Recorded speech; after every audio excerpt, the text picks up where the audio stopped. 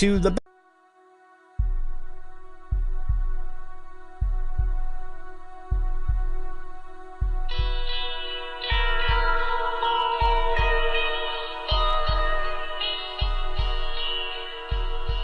Welcome to the best in paranormal talk radio, Darkness Radio. I'm Tim Dennis in for Dave Schrader, who will be back here on Monday. A couple of quick announcements for you. IWI is at the Haunted Historic Mounds Theater tomorrow night.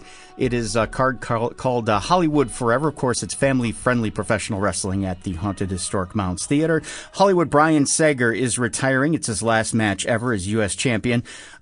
He is defending that title against his best friend and tag team partner, the ex-convict Damian Graves.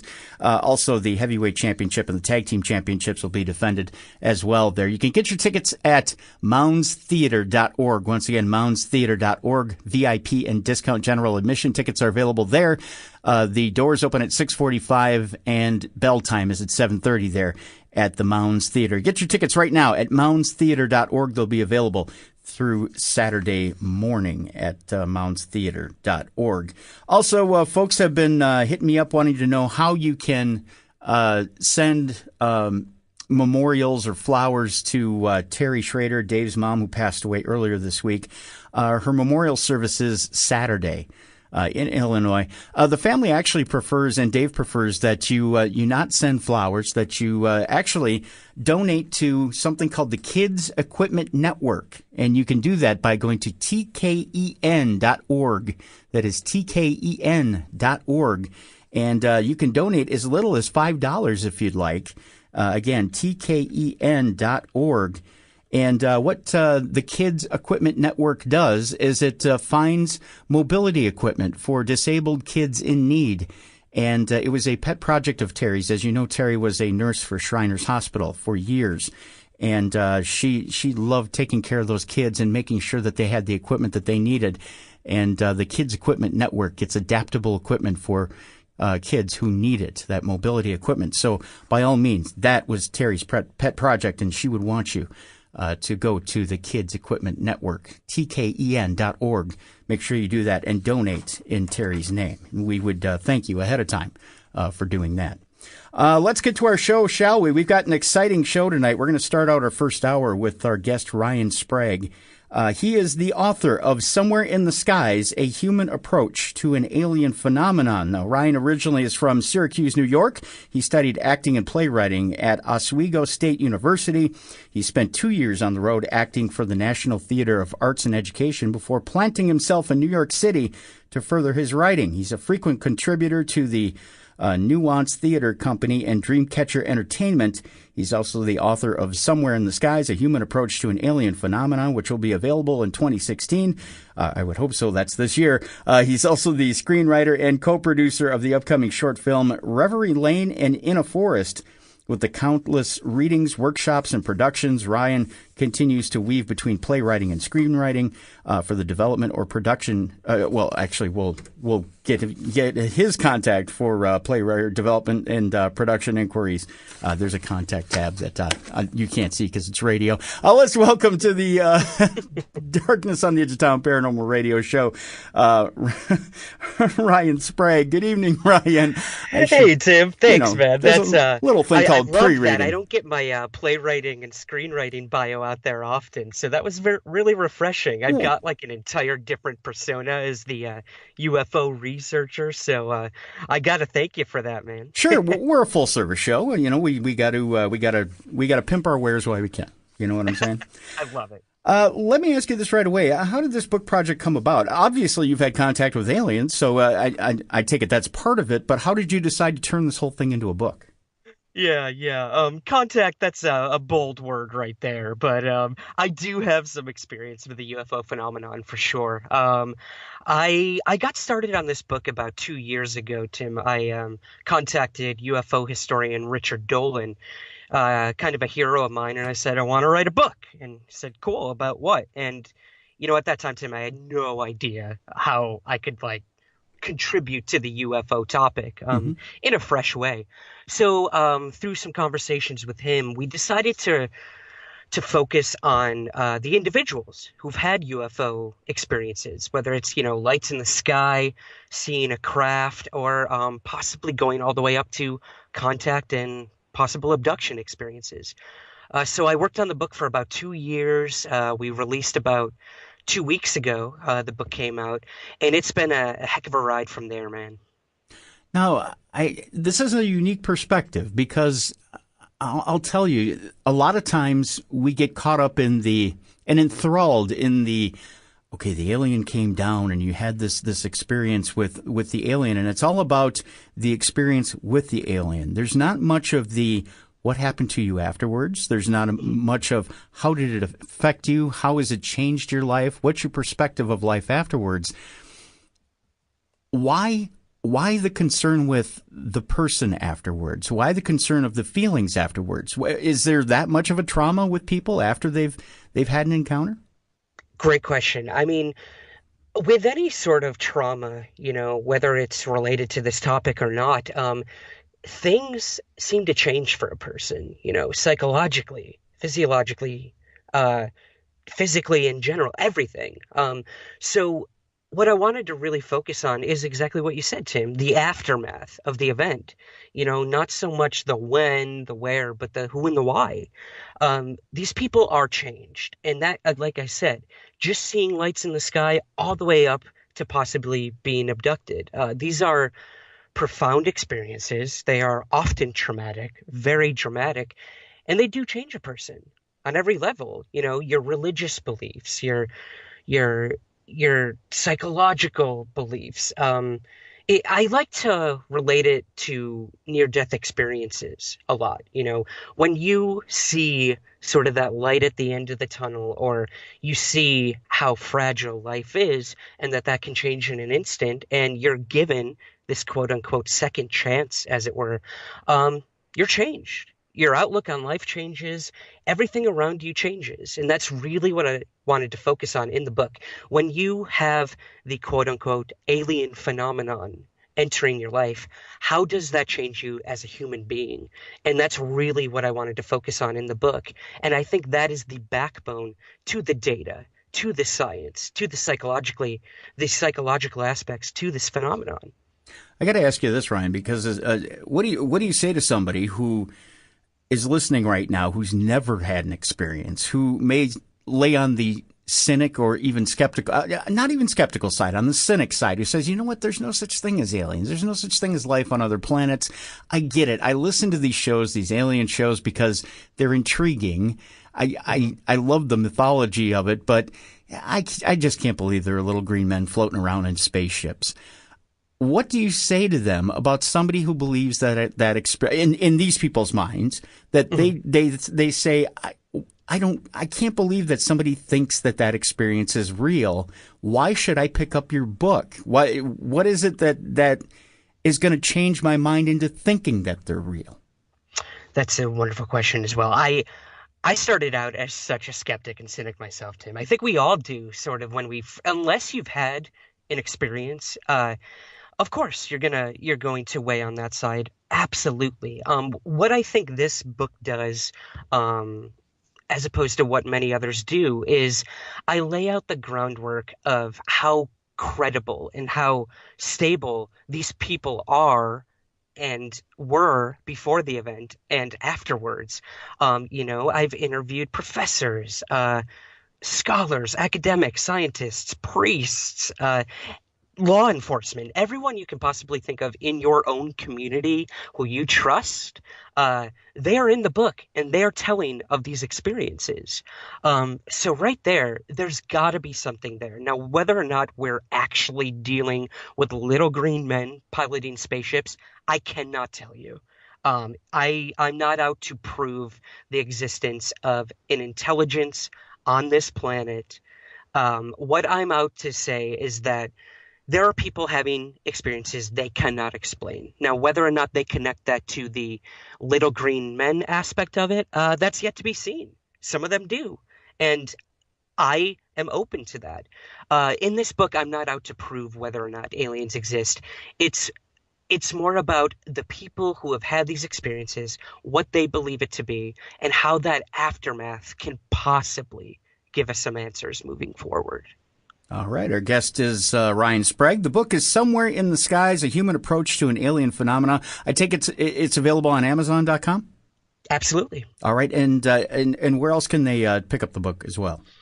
The book is also available on the publisher's website, richarddolanpress.com. I've got some copies here in my home as well. If anyone's interested, they can visit somewhereintheskies.com for that. All right. When we come back, more with Ryan Sprague here on the best in Paranormal Talk Radio. This is Darkness Radio. Counters in these. I tell you, Ryan, these almost intrusions into their lifetimes. And in the book, in chapter 12, you have a chapter called A Mother's Prayer, and it's particularly moving. It's a chapter that I tell you, the story in itself is creepy. It's haunting, and I'm wondering if you can tell us a little bit about that chapter and that story about this mother and this daughter and their encounter with this alien. Absolutely. This one really moved me, Tim. It's sort of a culmination of what I was really trying to say with the book and how it affects people. So this story took place in 2006 with Patty, a woman from Michigan, and her younger daughter. Patty had a dramatic triangular UFO sighting over her home, just a few miles away from Lake Michigan. So Patty's heading out to walk her dogs one night, and the dogs won't leave the porch. She's wondering why. So she looks out, see if there's any, imposing threat to the home, and she sees in the sky this triangular craft just floating effortlessly. So she starts yelling for her daughter to come outside, her youngest daughter, Jennifer, make sure she's not crazy, not seeing things. And lo and behold, the daughter sees it too when she comes out. What's most interesting about this one, Tim, is that Patty heard from this craft a low humming or like a whooshing sound. So she asks Jennifer if she can hear it too. And when she looks at her daughter, the daughter's covering her ears and telling her mom how unbearably loud the noise is. Mm-hmm. So there you're having completely different experiences in terms of hearing what this thing is. While this is happening, Patty starts to feel calm, collected, euphoric. And when I spoke to the daughter later on, she remembers this entire event as being absolutely terrifying and like she felt in danger. So that's really intriguing to me that these two people had completely different perceptions and reactions to the singular event. But it did not end there. Sometime later, the younger daughter, Jessica, she remembers one night as she's heading to bed, she's walking down the hallway of the house and she sees a figure coming out of her younger sister's bedroom. She assumed it was her sister heading to bed, but when this figure comes into sight, it clearly was not her sister. She describes this thing, Tim, as being about 3 feet tall, a large head, black eyes. So here you go, man. We've got the prototypical gray alien in this home. She even went on to say that it had a robe on with a hood, and it just stared at her. And it slowly starts to move into the parents' room. So the younger daughter, Jessica, she starts freaking out. She runs into her room, gets under the covers, and just is frozen. She doesn't know what's going to happen next, where this thing's going. And then she hears her mother's voice coming into the room. So a small sense of relief. The mother's coming in to say goodnight. She takes the covers down. There the mom is, but right behind her is this being. And it's just following the mom into the room and looking around curiously. Jessica is petrified. She can't move. She can't say anything to her mom. Her mom kisses her goodnight and leaves. And this thing follows out. Oh, man. So if that's not scary enough, both daughters start seeing this being and having dreams about it.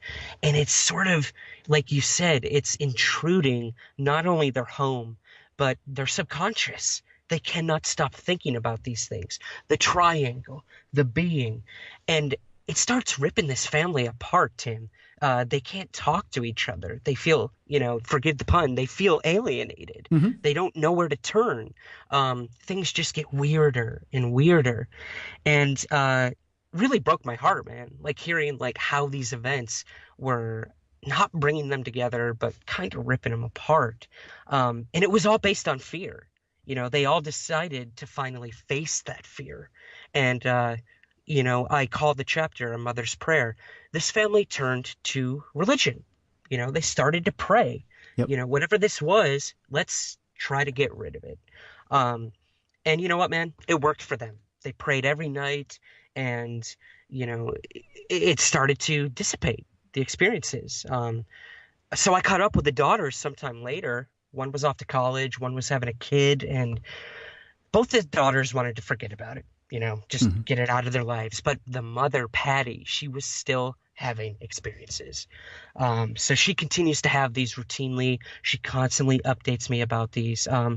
But her final words in the chapter, Tim, are what struck me. She said that these events have had an extremely profound effect on me and how I look at the world. You can't ever go back to the way things were before. It definitely changed me. So right there, man, I mean, there's your aftermath. There's your implication to a possible alien event. Now, I find it fascinating, Ryan, that, and this isn't the first time we've heard this on the show, that prayer has driven these beings away. We've heard things like, if you invoke the name of Jesus Christ, they'll go away. Hmm. And that's so intriguing to me. I don't know why that is. I don't know if it's the intent behind the prayer. I don't know if it's I guess to use the term, the power of positivity that drives them away.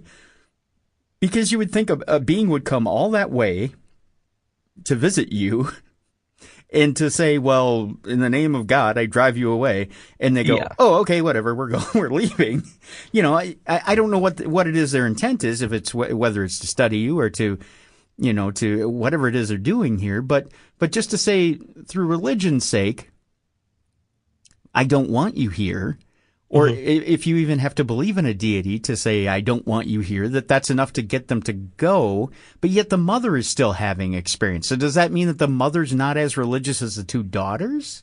Did you ever get down to that? Yeah, man, that's a great question. What I sort of, what I've come to with this sort of case, Tim, is that it's all on how you perceive the event. Whether this is alien, whether it's demonic, whether it's, let's say, a ghost, paranormal, who knows when it really comes down to it? I think it is all in the eye of the beholder. Um, Patty was a spiritual person before this event, and so were the daughters.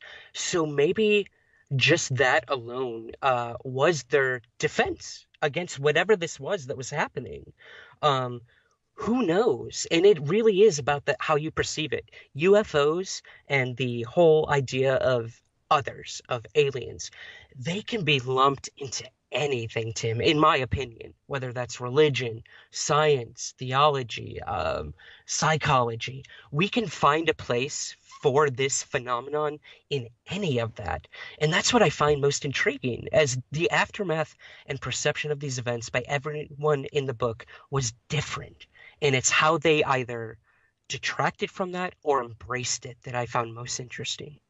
Because there is a whole sect of, I guess this is what my mind keeps going back to. There's a whole sect of people that are firm in their faith, that do honestly believe, and they do link together that aliens are indeed demons.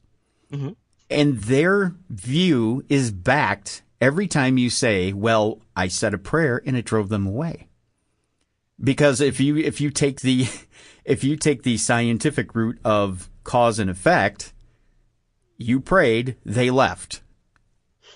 I mean, Yeah. and if you continue to do something over and over and over again and get the same effect from that, cause and effect, if you continue to do it in a laboratory setting and it works, well, that's science.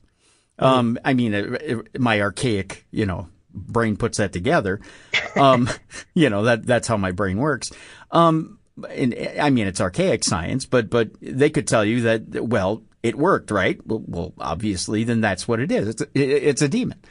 But in the same respect, you could also, science also tells you, well, the power of prayer works as well because it's intention. Exactly. You Yeah, know, the power of prayer is it's completely within that individual expressing it, in their mind, their heart, everything. You're right. right? And they cite quantum physics when they cite intention. Hmm. So I don't know. There's that whole cycle of things that we don't quite have a firm grasp on that keep going in the cyclical nature. And I don't know. Can you drive an alien away by simply thinking it? I don't know, because as you just so eloquently put it, the mother is still there suffering with it, and the Hmm. daughters are just fine. Hmm. I don't know about just fine, because all three of them have had their world perspective changed, have Right. had their cosmic perspective changed.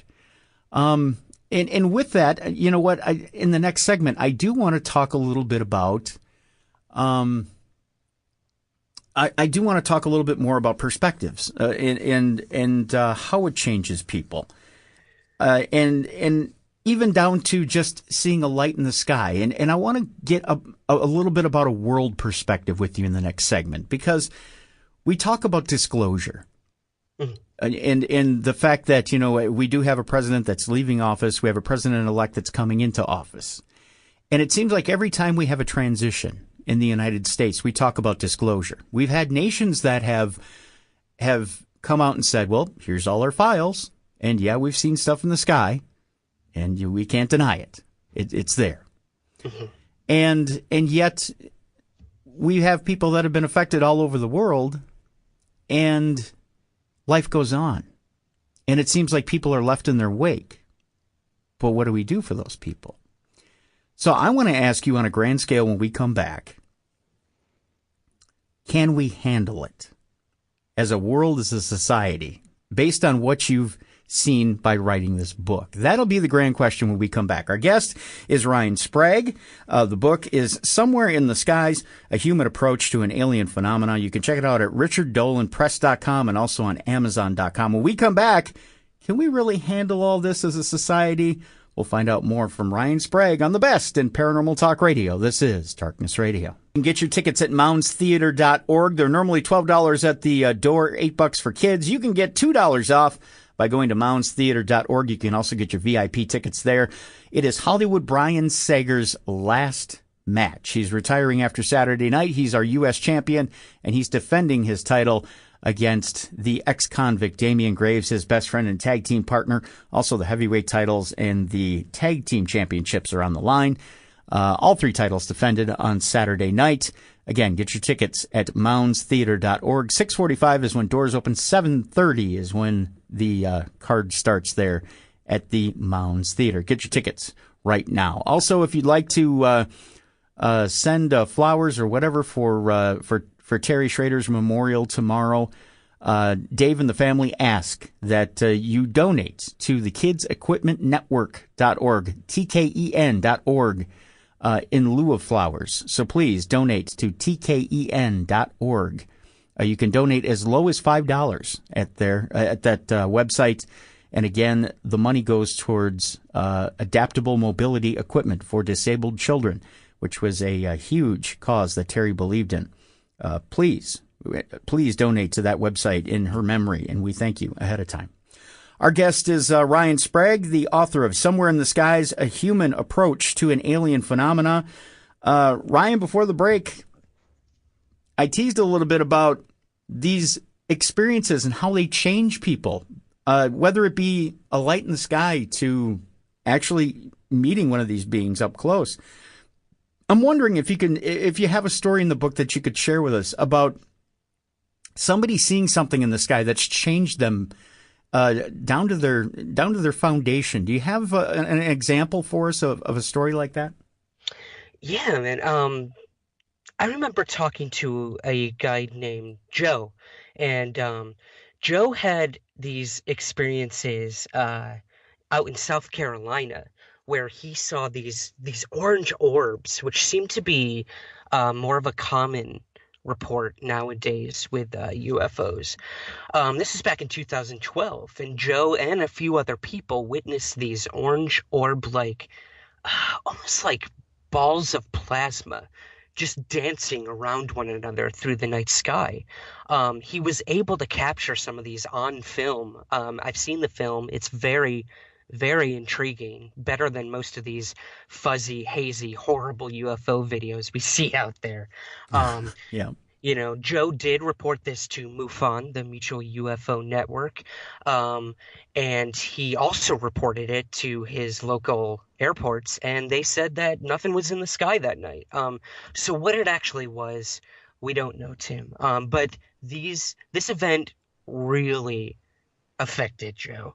Now this is a guy who was, pretty simple guy. He was into a lot of the everyday things a lot of us are, sports, cars, all that good masculine stuff. Hmm. Um, but after this event, Joe became an artist. He started seeing new patterns in the way he saw the world, in the way he saw other pieces of art. And he started doing it himself, man. Something was unlocked in him. Hmm. And this passion to create that he never had before was there, out in the open, out of nowhere. Um, so yeah, this definitely rocked him to the foundation. He found a new passion in life, and that was to create art. And I saw this with a lot of people I've spoken to. Something's unlocked in their brain. Like we said earlier, trauma can do that. You have something happen to you, and you start speaking another language that you never learned. It's amazing what the mind can do. And when this phenomenon enters some of these people's lives, it does something to the brain. Now, I'm no psychologist, I'm no doctor, but this is happening. Whether or not it's connected to the event, we don't possibly know, but it is a pattern worth looking at. Wow.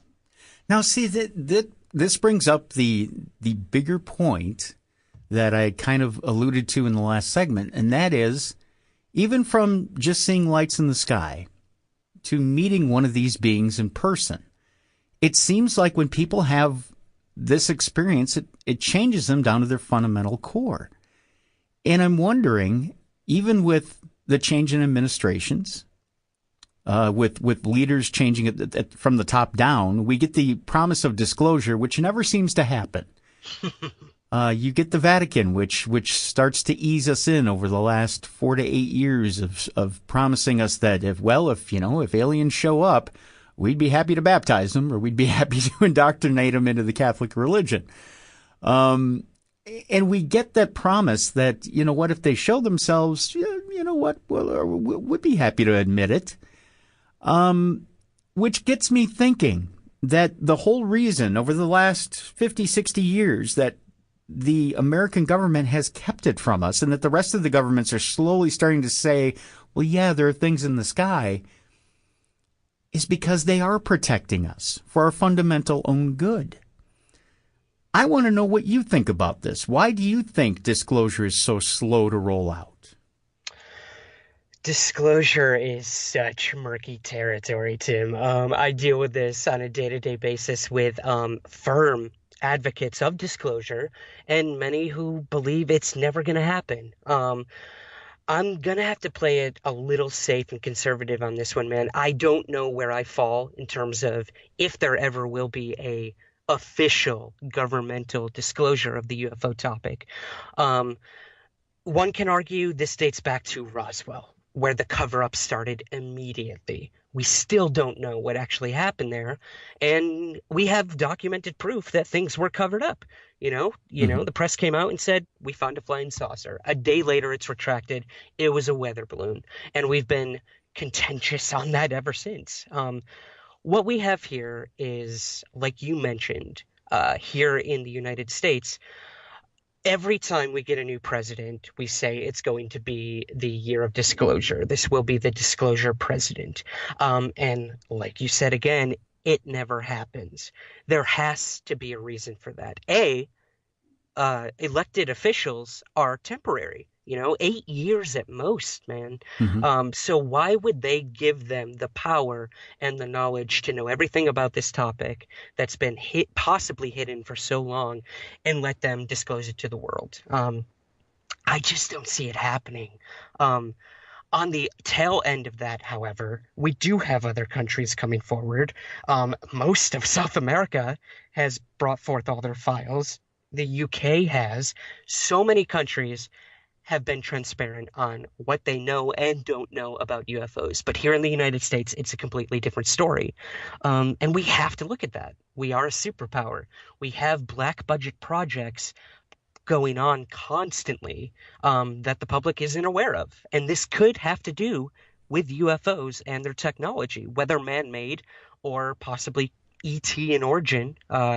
We can argue till the sun comes up, but it's tough because I don't think that disclosure is going to come from the government. I think it is coming from the people having the experiences, one person at a time. And that could take centuries, man. And I think it has been. I think it's been going on for a long time. And these small personal disclosures in each person's life, Hmm. having these, what I try to document in the book, is what is our only offense to bring to the government and say, look, we can handle this. We had the experiences. Our lives go on. And some of them are terrifying, but some of them are pretty freaking cool too, Hmm. Hmm. Um, we're ready. Tell us. So are we ready as a country to know? I don't know. Are we ready as a planet? I think so. Things will change. Religion will change. The economy will change. Everything will change. But we are a very adaptable species. And I think that is very possible, as long as we stay off social networking. But what if the governments of the world say, you know what? We know exactly why they're here. We do talk to them, and it's not friendly. They're not here for great reasons. In fact, it's a very uneasy truce as to why they're here. We allow them to take what they need, but it's not because of friendly reasons. They take what they need because they're a little more powerful than we are. What if it's Yeah. an uneasy alliance and they happen to be the ones in the driver's seat? At that point, do you have a very angry world that decides, well, you know what, we're going to decide that for ourselves because we are a warmongering society? Oh, we are. I cannot argue that whatsoever.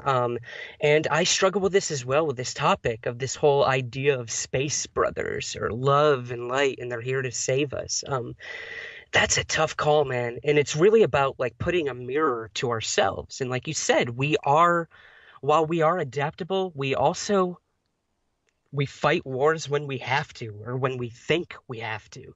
Um, and if this intelligence is so far superior to us, uh, look at people like Stephen Hawking. He says we got to stay away from these things if they are here because they Hmm. will destroy us. And we have others who say that's absolutely ridiculous. They're so far advanced, they would not be warmongering and benevolent, as it were, or excuse me, malevolent. Hmm. Um, it's a tough call, man. That's when you really have to look at societal issues and, like I said, put that mirror up to ourselves and say, what do we want from a possible alien race? Whether they're here to destroy us or help us. What do we want from that? How do we want to play a role in that quote unquote galactic federation, as it were? These are very, very big, profound questions and ones we're just slowly inching towards. But I think we're making baby steps, man, and we just have to keep the conversation going and keep our minds open to the possibilities out there. All right. Our guest is Ryan Sprague. The book is Somewhere in the Skies, A Human Approach to an Alien Phenomena, available at richarddolanpress.com and amazon.com. When we come back, how has this whole thing changed Ryan personally? We'll talk to him about that next on Darkness Radio. Now has changed the people in your book, but how are these stories and these people and the telling of these stories changed you personally? How's it changed your belief in what's in the skies? That's a great question, Tim. I went into the book trying to remain as objective as possible. That is your job as the quote unquote journalist or author. Maybe I was a little naive thinking that I could record these events and not be affected by them. But you look at like a journalist in a war zone, deeply embedded. Of course, it's going to affect them, change their lives. Now, I'm not comparing myself to someone like that. But what I can say is that absolutely my beliefs ebbed and flowed while writing this.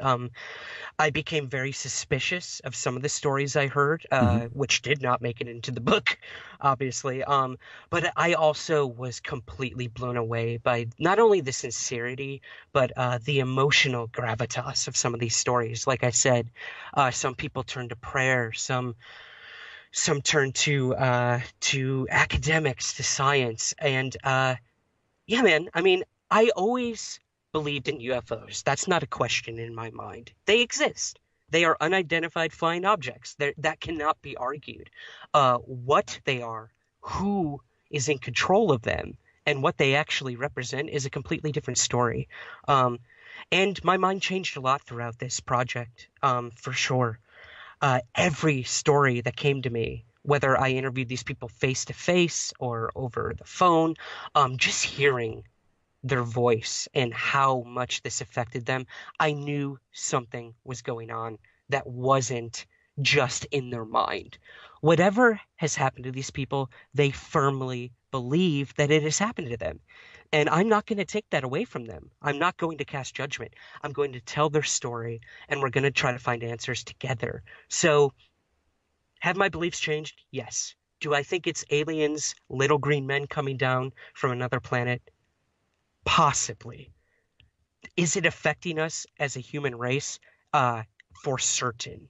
Um, so yeah, Tim, my beliefs have changed. I am more open to possibilities than ever before, and I can only continue to search with these people. I'm still in Hmm. touch with all of them. A lot of them are having follow-up experiences, and that might be another book in itself. Who knows? But yeah, Do you find yourself craving to have that experience? Do you find yourself going, you know what, maybe I want to go out to this experiencer's place and see if I can see it for myself?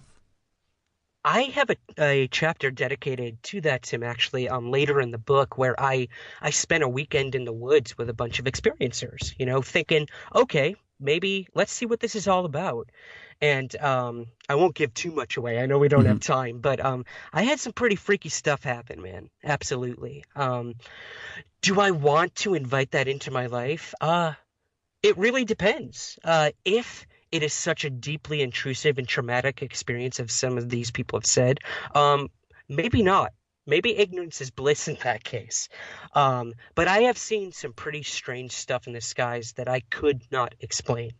And that has definitely affected me and put me on this course to continue studying the UFO topic, continuing to look for other answers than just nuts and bolts craft in the sky. We could be dealing with a lot of different things. This could be connected to other paranormal topics as well, whether it's ghosts or Bigfoot, anything, man. Hmm. I mean, we sort of separate these into different camps.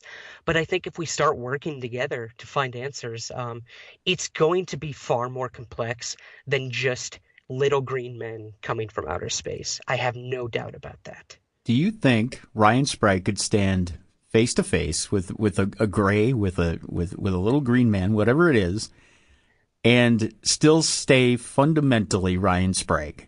Do you think that you could stay the same, not the same person, but fundamentally who you are, down to your beliefs and everything, after having that experience?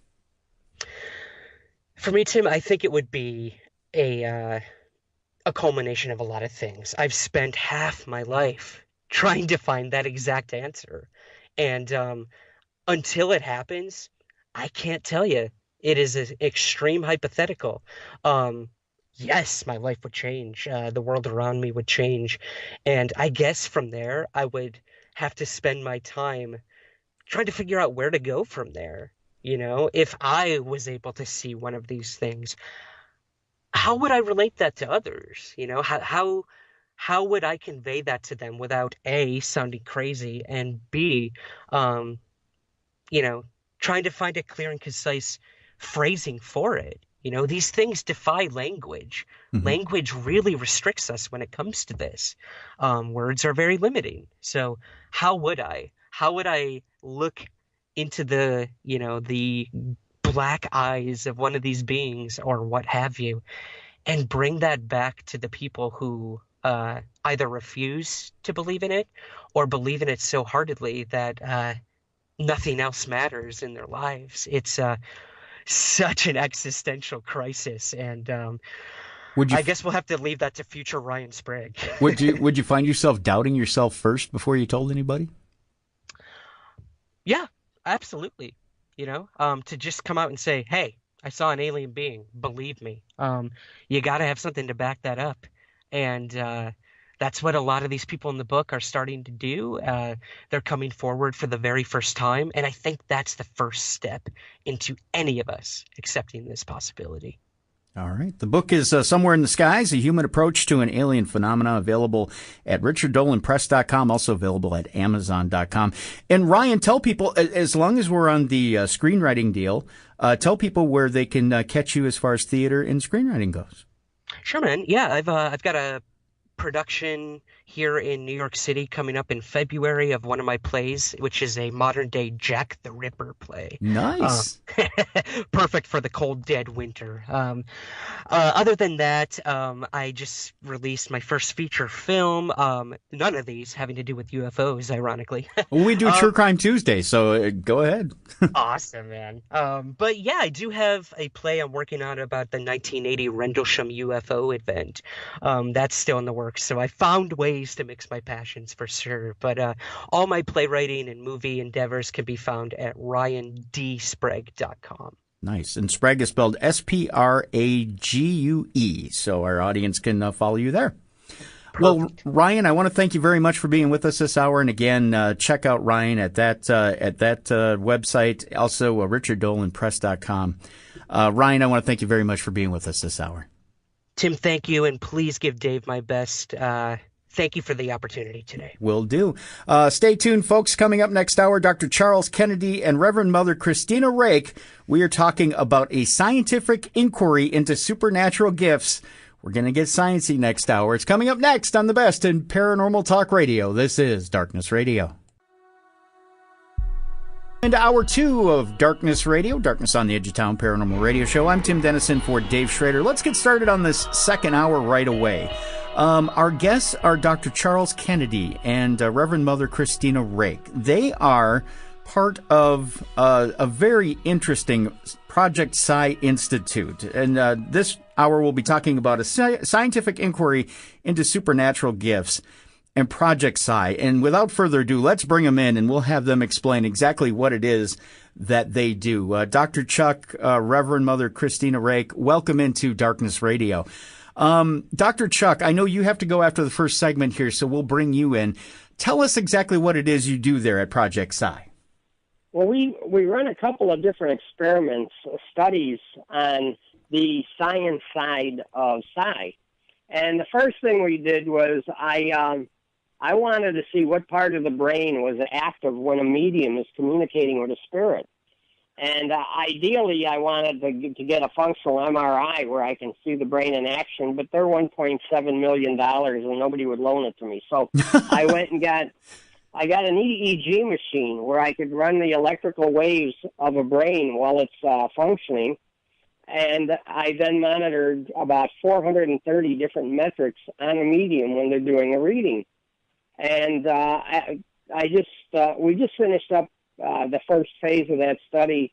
I ran 111 mediums, and we found all kinds of amazing things. You always read on the internet that the pineal gland is the area of the brain that's that third eye. Right. And actually, the pineal gland has nothing to do with Psi.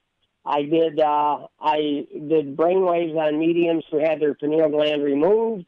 I did brainwaves on 105 other mediums who had a pineal gland, and actually the region of Psi is right behind the left ear. But we were able to identify when a medium is communicating with a spirit, when they're not, if somebody has a spirit attachment, when I'm talking to the spirit rather than the person, I can see on the brainwave that the region of psi kicks in. So this was a real significant study. And one of the most interesting things out of the whole thing is running all these 430 metrics. One of the things I monitored was caloric intake, or basically blood sugar. And we measured the blood sugar at the beginning of the test, and then about 20 minutes into the reading, I do another blood sugar, and in 93% of the cases, we had a significant drop. In a matter of 15, 20 minutes, the blood sugar would drop about 26%. Really? Or basically, if somebody had a blood sugar of 110, in 20 minutes, it was 90. And there's nothing that, for a normal, healthy adult, there's nothing that will drop blood sugar 20 points in 20 minutes. So they could run around the block and they won't even do that. Right. And that's very unusual. So let me ask you this. If somebody has blood sugar issues, either hypoglycemia or diabetes, does that make them more susceptible to be psychic? No, not necessarily. Actually, if they're and this is, I had one person who was on blood glucose medicine that would bring down her blood sugar, and she couldn't do a reading if her sugar was low. She was at a party and somebody goes, "Oh, can you do a reading on me?" She'll go, "Give me 10 minutes," and she'd run in the kitchen and down 2 Cokes, and then she could do the reading. Really? But when I was talking to these mediums and they're describing, I go, what do you feel when you're doing a reading? Well, if it's a long reading or I got back-to-back readings, I get dizzy, I get weak, I get a headache, and all these symptoms of hypoglycemia. So we did the study. Then I had some of them I'd go back to, and when the sugar would start to drop, I'd give them a regular Coke or a bottle of fruit juice, and they didn't become symptomatic. And then when I checked their sugar after 20 minutes, it was normal. So that worked out really well. Interesting. Well, one of the other, I'm sorry, go ahead. No, I was just saying interesting. It's very interesting. Yeah, it was really quite unexpected. But the thing is, I've got so many mediums now that are following the plan where they're making sure they're hydrated and they're making sure that they've got a good caloric intake during the readings, and they're totally asymptomatic now, which is really cool. Because they said, I've been a medium 20 years. I don't know why this happens, but it's always happened. And here I'm finding out that it's a blood sugar issue. So that's now Harvard School of Medicine. They wanted to do a study to see if a brain is really active, will it consume more sugar? Because the human brain is about 3 pounds. It's about 2% of your body weight, but it consumes 30% of your sugar and 30% of your oxygen. So here it is, very intensive on your caloric intake, and Harvard School of Medicine wanted to see, so they said, well, they'll go get some high school kids that are taking their SATs. And they took these kids, they figured taking your SAT has to be the most strenuous thing in your brain that they could think of. And they were so thrilled because they found that some of these kids were dropping 3 and 4 points in a half hour. And I'm going, hell, we're getting 20, 25 point drops when a medium is communicating with spirit. So obviously mediumship is very, very energy consuming. Right. Wow. So that was pretty cool. That was neat to find that out. Very. This is fascinating stuff. So is there a genetic predisposition for someone being psychic or not? We're always told, well, everybody has this gift. Does everybody have this gift? Is this just everybody has it, but not everybody knows how to tap into it? Exactly. And here's part of the thing. Wherever you're sitting right now, look straight ahead and tell me what you see. I'm looking at my Skype module, the computer. Okay. But it's what you didn't tell me that's important. When we're infants, when we're first born, our vision is 2 circles. Our right eye and our left eye are 2 circles of vision. And the one thing that we see that crosses in both fields of vision is our nose. But and that's why babies will sit there and they'll tilt their head to stare at you so they can see around their nose to see your reaction to things. And we sit there and go, oh, isn't that cute? Well, the poor kid's just trying to see past his nose. And then as we start to become young children, our brain develops a filter in our thalamus, and it blocks out the vision of our nose. So we see our nose all the time, but we never think about it. You just described your Skype monitor, but you didn't think about you're actually seeing your nose because we don't think about it. We have a filter that blocks that out.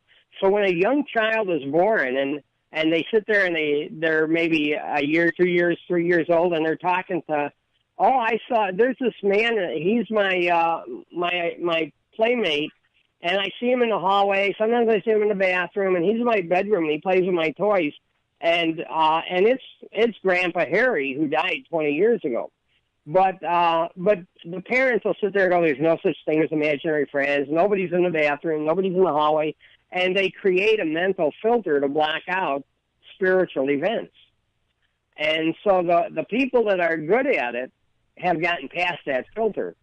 And the rest of us, we've got this mental block that blocks it out. So how do you turn that mental block off?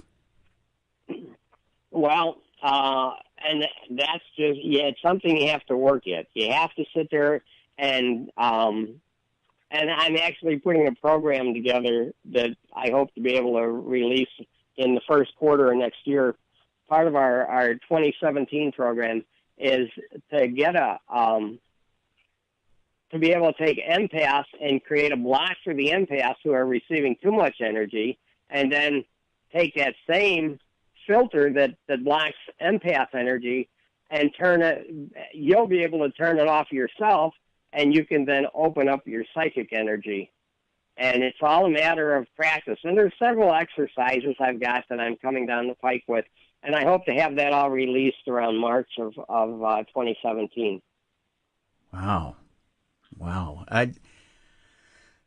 Amazing. And then the really cool thing that I love about Project Psi is I put together a team of about 9 mediums. And these are mediums I had worked with. They're around the country. They're from Vegas to New England. And we find missing children. And we started this back in, I think it was late February. And we've had 17 cases. Now, when the CIA had the remote viewing program going in the 70s, they had a success rate of about 60 to 65%. Mm-hmm. The Stanford University Research Institute mathematics department calculated that just using wild guessing, a person would be right about 25% of the time. So we scored the cases the 17 cases we've done in the past 10 months, and we have a success rate of 82.9%. Really? Mm-hmm. And part of it is that the CIA, they use one medium or one remote viewer per case, and I usually, well, not everyone can make every case, so I usually use anywhere from 5 to 7 mediums. I take their information, create a profile, and then notify the authorities. And matter of fact, I got to duck out in a few minutes because we just got a hot case today. A 6-day-old baby has gone missing. Yeah, and the team's working on that right now. And I tell you what, we'll take our first break of the program, and we'll let you go, Dr. Chuck, and we'll continue here with Reverend Mother Christina Rake, and we'll continue talking more about Project Psi. The website is projectpsi.com, and you can also check out Reverend Mother Christina Rake at christinarake.com. When we come back, we'll talk more about Project Psi, what Project Psi does, and some of the projects that they're working on. And folks, this is just going to get more interesting, and amazing work being done over there. When we come back, more about Project Psi here on Darkness Radio. We started this hour fast. Project Psi is a 2-prong approach to confirming the afterlife and assist those who communicate with it every day. Phase 1 by our guest who's on the line now, Reverend Mother Christina Rake. is the cognitive factor for mediums and psychics to assess their abilities and sharpen their skills for the sole purpose of improving their talents and maximizing their services. Our guest who was on with us in the last segment, Dr. Chuck Kennedy, or Charles Kennedy, he goes by Dr. Chuck, is the second component, is the Paraneural Lab. Dr. Chuck uses 100 points of data, 70 demographics, and 30 biometrics, such as EEG brainwaves, ECG readings, along with physiological responses to the subject as they communicate with the afterlife. The whole time the subject performs readings, visions, remote visions, healings, as well as out-of-body experiences and past life regressions. Now, it is the first scientific approach aimed strictly at the paranormal. Together, the two of them form Project Psi. And as you heard Dr. Chuck say earlier, they do such things as put together remote viewers to find missing children. That's the first part of it. Let's bring in to the Darkness on the Edge of Town Paranormal Radio Show now, Reverend Mother Christina Rake. Good evening. You two are remarkable. First of all, I got to tell you, there's a lot here. So let's start where we left off with the Missing Children Project that Dr. Chuck went off to deal with. I want to ask you first of all, as the person who is dealing with the cognitive factors for medium and psychics, I take it you yourself are also psychic. Is this true? Yes. Okay. How did you come about your abilities in developing them? Well, as Dr. Chuck talked about that filter that we put in place, I tried to put mine in place when I was a teenager, and it unraveled. When I was very, very young, just an infant, had started foretelling the future and talking to dead people, and my family was completely open to it. None of them had gifts, but they never squashed mine. In fact, I had to learn painfully in school with peers that this wasn't something everybody could do. I just assumed it was. I mean, my parents couldn't do it, but I'm sure other people could because it was so natural. And it wasn't until school I realized, no, it's supernatural, and it isn't normal, it's paranormal, and you got to really keep your mouth shut about it. So I did, and then, stuck that filter in place until I went to seminary to study theology. Here I am surrounded by all of these opportunities for spirituality, and snap, all of those gifts came back to me all at once in an avalanche. And there are a lot of them, the psychic mediumship and healing and clairaudience, ascensions, clairvoyance. And so they all hit at once. And when they started hitting, I had long since repressed those memories as a kid. And I drove myself to the head of the neuropsychiatry teaching department at Harvard Medical and said, test me, there's something wrong with me. So we spent 2 hours in an interview. And he kept shaking his head because he kept saying, you know what? It sounds like temporal lobe epilepsy, but so does mysticism and mystical gifts. And thank God he was open to that, or I'd be drugged into numbness right now. But he did an experimental test called a beam test. And when he did it, he told me, I explained when I do healings, it feels like every cell in my body is electrified. And he said, all right, during this test, there are going to be 2 points I'm going to signal you. I want you to do that. Because at first he said it sounds epileptic, and I'm like, I didn't know you could make the seizure start and stop whenever you wanted. And he said, well, you can't. That's what's weird. So I did it, and he explained that there was synchronicity in the brain waves, which means several areas of my brain lit up at the same time. Now, we don't use 20% of our brain. We use all of our brain, but we only use about 20% at a time. So to have areas of the brain, including the, I always forget the name, Dr. Chuck knows it, the right occipital lobe, the center of psi behind the left ear, or those areas shouldn't be lighting up when I'm just sitting there looking at lights. So, and with an MRI that showed, ironically, an extra blood vessel exactly in the spot where Dr. Chuck discovered the psi region. I have a blood vessel there that's not supposed to be there. And so I had always sat on this stuff until I met Dr. Chuck. And the two of us started doing this together, and talking and refining things, because I wanted to understand. I knew there was a scientific basis, but what is it? I didn't have a neuroscience degree. He did. Mm-hmm. I work on tests and assessments. I had the cognitive aspect. And so that's how, my gifts played into this. And with the missing children, right now I'm playing more of a chaplaincy role, because all psychics are empaths. Not all empaths are psychics. And we'll get a case, and we'll get it late. And the FBI tells you that when a child under the age of 13 is abducted, they're usually killed in the first 4 hours.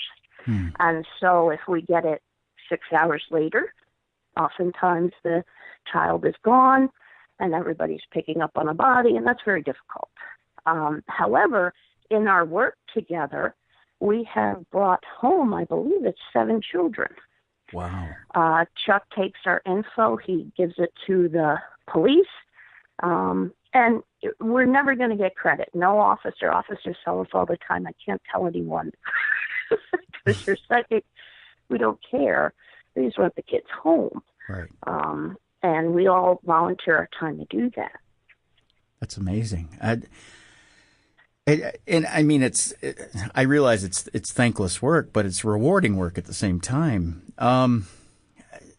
There's so many questions here when it comes to the physical aspect of it. For so many years, it's been almost 11 years now that Dave and I have done the show, and we hear about forgive the term here, Reverend Mother, the woo-woo factor of psychic, and it's just a gift, right, and this and that, and nobody ties the physical to this gift. Nobody says we know exactly where it comes from. It's right here behind the ear, and to hear that, to me, it's like an aha moment. It's like, finally, somebody can go, it's right there, and to me that's refreshing. I don't know why I find this so refreshing.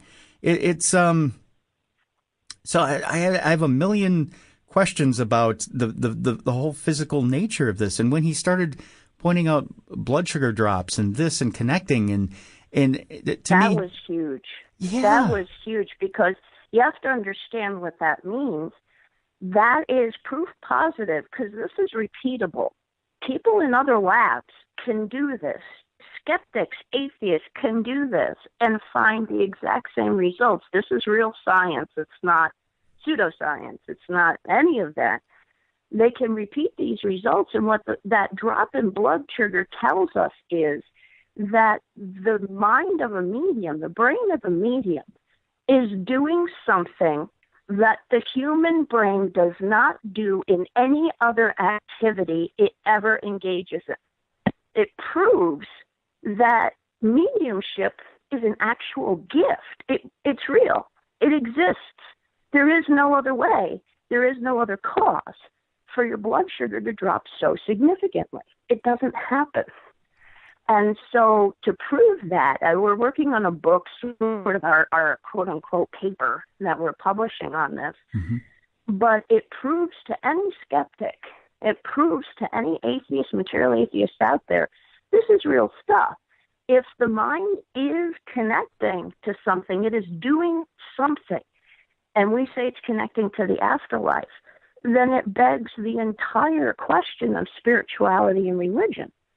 And so that's where my interest was really focused, in that science. I love science and religion, but that's where this was all for me, in that arguing that, no, we're not crackpots. No, we're not crazy. No, we're not making it up. Dr. Chuck can tell if someone's making it up, because the frontal cortex lights up. He knows if they're imagining it, like they really think they have abilities, but they're imagining it, because the temporal lobe, the seat of emotion, lights up. When you look at those EEG waves, when those areas of the brain are almost flatlined, but this weird little area over here is completely lit up, And before he begins with a psychic, he asks them questions. What's 2 plus 2? What's 6 plus 7? And those serve as the control for the frontal cortex. When you're doing math, that's what lights up. That's what would light up if you were lying. Mm-hmm. And so he looks at the wave and measures it. Then he asks, imagine the happiest moment of your life. Imagine the saddest moment of your life. That's the temporal lobe. If they're imagining it, then that lights up, and that serves as the control for that. If a medium is doing their work, those areas are flat, but that area behind the ear, that's active. So it's astonishing, but it's also repeatable. That's the important part. It's not a picture. It's not an EVP. Anyone in any lab can do this, and they will get the same results. Amazing. I tell you what, Reverend Mother, we got to take a break. When we come back, you're also studying the science of empathic activity. And a lot of people will tell people who say they're empaths that, you know what, you're just oversensitive. You're imagining it, blah, blah, blah. We're going to go into it and tell people why there's actually a science behind it. Our guest is Reverend Mother Christina Rake from the Project Psi Institute. And when we come back, we're going to talk the science of empathy on Darkness Radio. Champ, he is defending the title one last time against his best friend and tag team partner, the ex-convict Damian Graves. Get your tickets right now at moundstheater.org. Our guest is Reverend Mother Christina Rake of the Project Psi Institute, and we teased before the break, Reverend Mother, that there is a science behind empathy. It's not just you're imagining things or you're oversensitive. Explain to us how we found out, or how you found out, that empaths actually absorb the emotions of both the living and spirits, and how it is that this is actually a physical science. Well, with empaths, a lot of this was sort of teased at when Dr. Chuck was working, doing the EEGs of people who had spirit attachments. You have to understand there are a lot of doctors out there that do not believe in schizophrenia or mood disorders, like bipolar.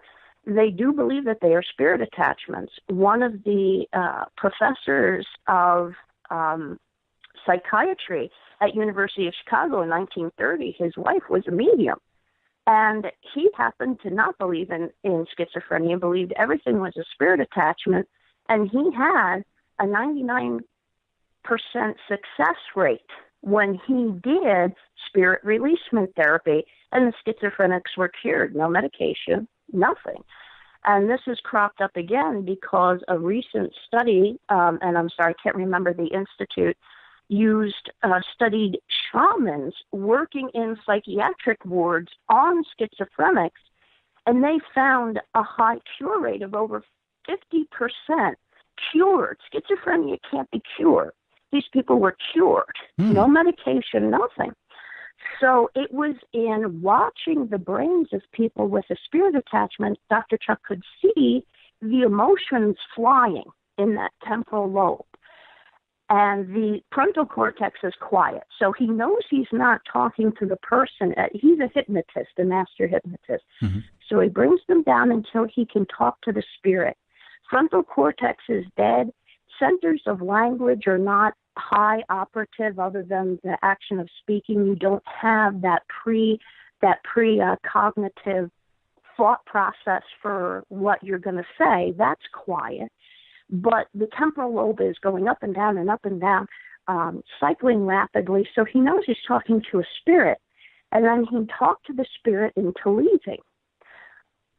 This person beforehand had wild mood swings all over the place. Afterwards, they're perfectly fine. And so that's when we started discussing empathy and empaths. We found that roughly 75% of psychic mediums, are diagnosed with mood disorders, primarily bipolar. And it's extremely odd that you would have that kind of percentage among people with gifts. Yeah. Why is that? Why are they having those wild mood swings? Why is the empathic side of their abilities basically causing them to stop functioning in real life? We've had a couple of people who took anti-seizure medication, and those mood swings stopped, but their psychic ability shot up. So we're looking at all of this data, and Dr. Chuck starts to put together a program. He's experimenting with it now, because if those emotions are wild while there is a spirit attached to the person, and we can cure what is essentially exhibiting as some mild form of bipolar 2, dysthymia, those sorts of rapid cycling mood disorders, if that can be cured, then we are talking about something that is not a brain chemistry issue. And if the temporal lobe is active and then quiets, that same area too, that is the psi region, is active with the temporal lobe, which is emotion, and both quiet, we know we're dealing with some sort of psi activity. And so that's when Dr. Chuck sat down. He put together this package of hypnosis and neuro-linguistic programming. He has been experimenting with a young woman who was very empathic. Psychic ability runs in the family. Mother, grandmother, incredibly gifted psychics. So she never felt much in the way of psychic ability, but her life is all over the place because of mood swings. And they are violent, and this poor thing's working in sales, the worst possible career for someone who has empathy. Yeah, I'll say. Yeah, she had lost 6 jobs because the second a client yells, she collapses. She can't read the paper. She was just crippled by this. In 6 sessions, she's a completely different person. That empathy, that screen, that filter that Dr. Chuck taught her to throw up works perfectly. And so when she starts to feel in a crowd that sudden surge of emotions, many people with agoraphobia are probably just incredibly empathic. She feels that swell of emotions. She institutes the filter, and she's fine. She's thriving, whereas this poor thing was constantly crippled. And so we're working together on that so that we can put this program together, get it out to empaths so that they themselves can start living a much better life. There's nothing worse than the fact that your mind, your emotions won't stay still and they move for no reason. Right. That's insane. It's everybody thinks you're sensitive, you're insane, there's something wrong with you, you need medication. When really what they need is to stop having not just the living but the dead invading their brain waves and calming that all down. Yeah. And the biggest thing about, I guess, being an empath is being misunderstood, like you said, and feeling like you're being persecuted from all sides. And I'm sure that news, that what you've just delivered there is a relief to a lot of people who are listening to this program right now. I tell you what, Reverend Mother, let's dip out early and let's come back. And when we come back, there are some people who listen to this program that are skeptics, extreme skeptics. And I'll say I'm a skeptic myself. And people who have had energy healings in the past and say, you know what, I've had an energy healing. It worked for a couple of days. It did nothing for me. And other people who swear by energy healings and swear by Reiki. And there are some people that say, you know what? I don't think there's anything to this. There is a science behind healing, and yourself and Dr. Chuck are studying it. When we come back, we'll tell you about the science of healing and what Dr. Chuck and the Reverend Mother Christina Rake are doing with that science. It's coming up next on the best in Paranormal Talk Radio. This is Darkness Radio. In this segment, we're talking about the science of psi healing. About Reiki, about energy healing. And Reverend Mother, I tell you, this is where I put my skeptic's hat on. I've had a couple of energy healings that I'll tell you about that were phenomenal. The rest are, I believe I told you off air, like a fart in church. Forgive the pun there. They just are nothing. And here's my skepticism about it, and that is, and maybe it's because my energy is hard to move. Maybe it's because I'm not in sync with this person. Maybe it's just my extreme skepticism about it, and maybe I'm putting up the wall or whatever it is. I don't know how this stuff works, but I'll tell you about the couple I've had just real quickly. The one time I had this energy healing, the floor itself in the kitchen that this healer was working on me in was vibrating. I mean, and my mom walked into the kitchen and the kitchen floor was vibrating. She felt it vibrating. It was that powerful.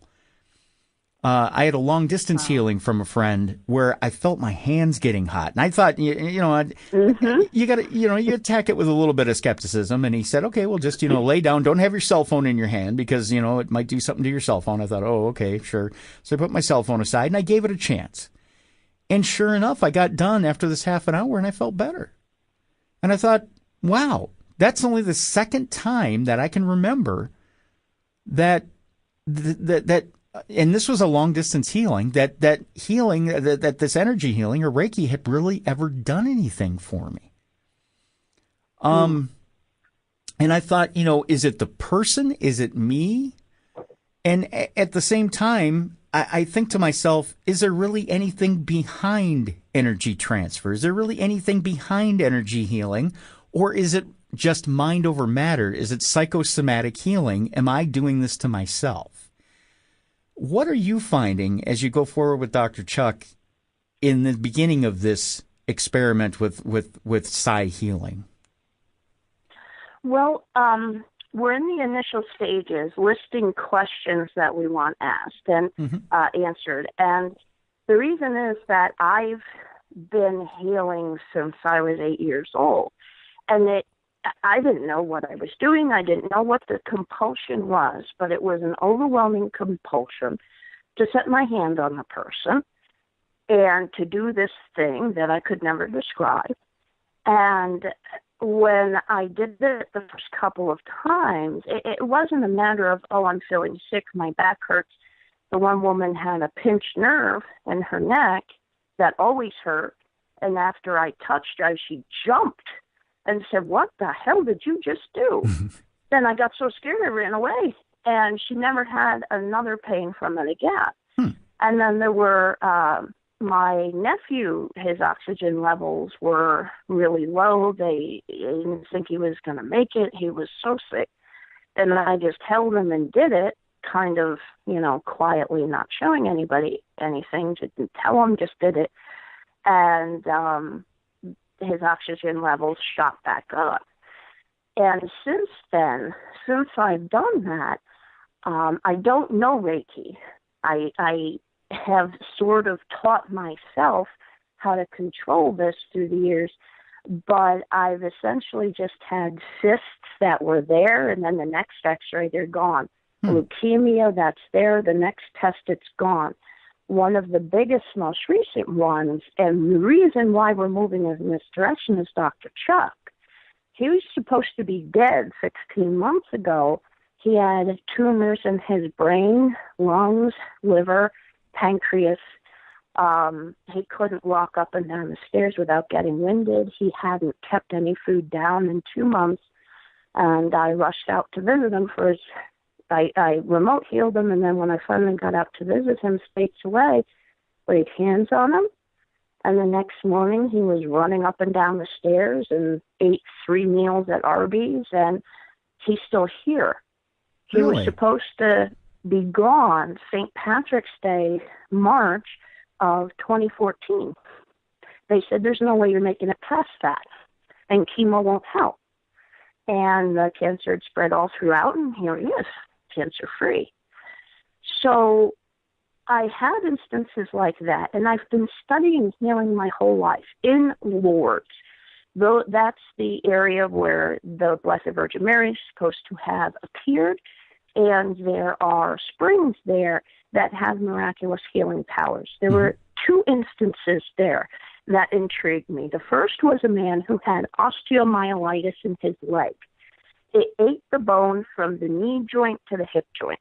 He had no bone there. He could hang his leg over the back of his shoulder. The second was a woman who had no retinal nerve. There were no retina nerves.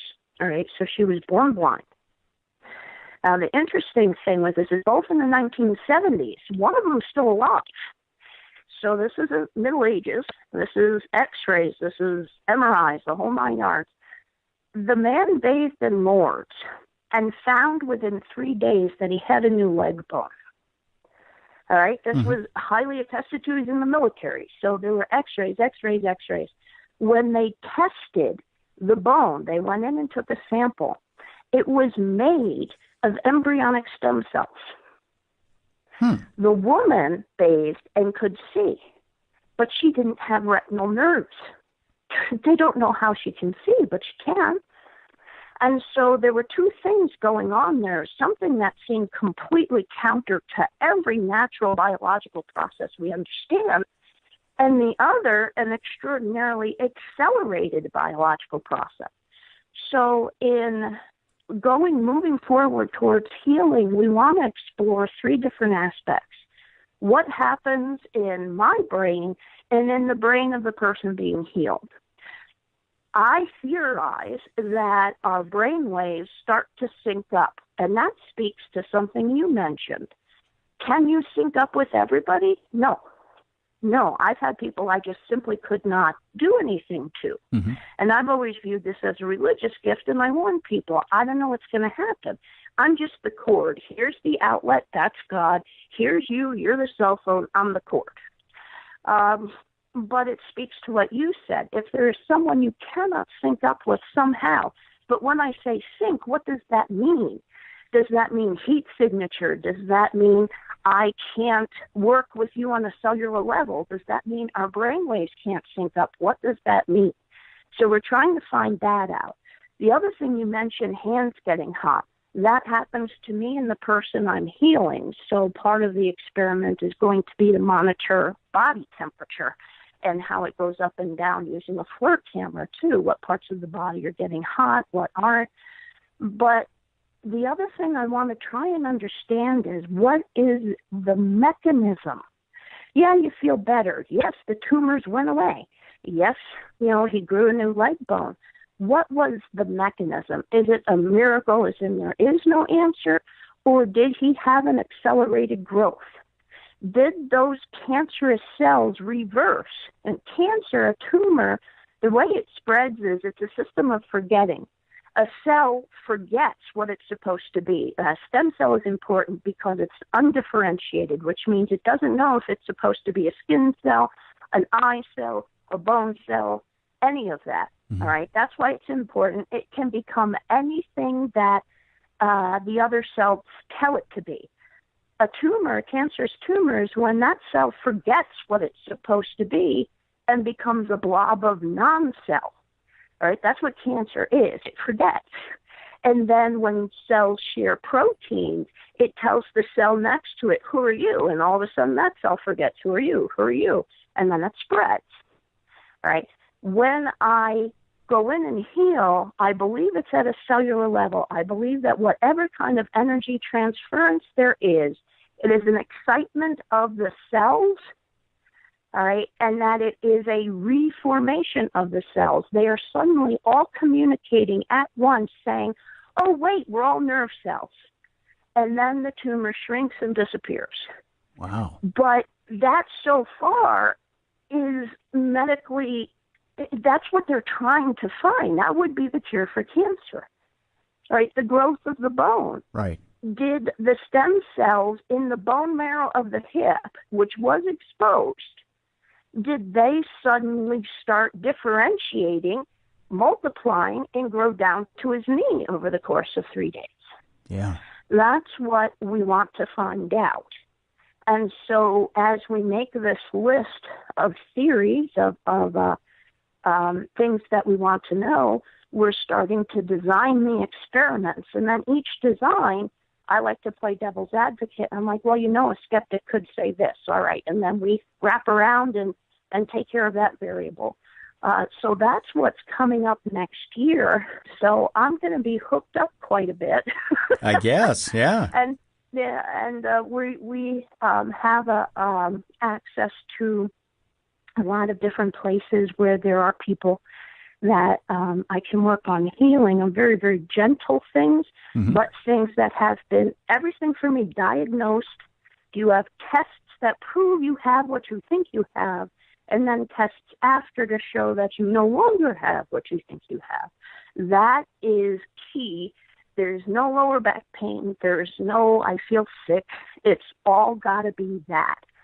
Tests, and then in the second test confirming that the first one has been resolved. Wow.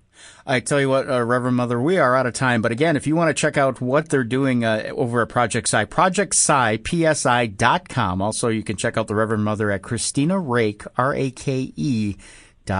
Reverend Mother Christina Rake, thank you so much for taking the time out to visit with us tonight. Oh, thank you. Thank you for having us. Stay tuned, folks. Chris Halton is with us next. We're talking Haunted Earth right here on Darkness Radio. Back, it's hour 3 of Darkness Radio. Tim Dennison for Dave Schrader, who will be back on Monday. A couple of reminders for you before we get started with our guest Chris Halton. One, IWI, family-friendly professional wrestling, returns to the Haunted Historic Mounds Theater. Of course, I'm your vice president of IWI. Returns to the Mounds Theater tomorrow night. 6:45 is when doors open. 7:30 is bell time over there at the Mounds Theater. Hollywood Brian Sager retires tomorrow night. It's his last match ever. He's our U.S. champion. He defends his title against the ex-convict Damian Graves, his best friend and tag team partner. Also, the heavyweight championship and the tag team championships are being defended tomorrow night as well. And the IWI Hall of Fame induction ceremony is tomorrow night as well. Get your tickets at moundstheater.org. Once again, moundstheater.org. 6:45 is when the doors open. 7:30 is bell time over there. Get your tickets at moundstheater.org. A lot of you have hit me up on social media and asked how you can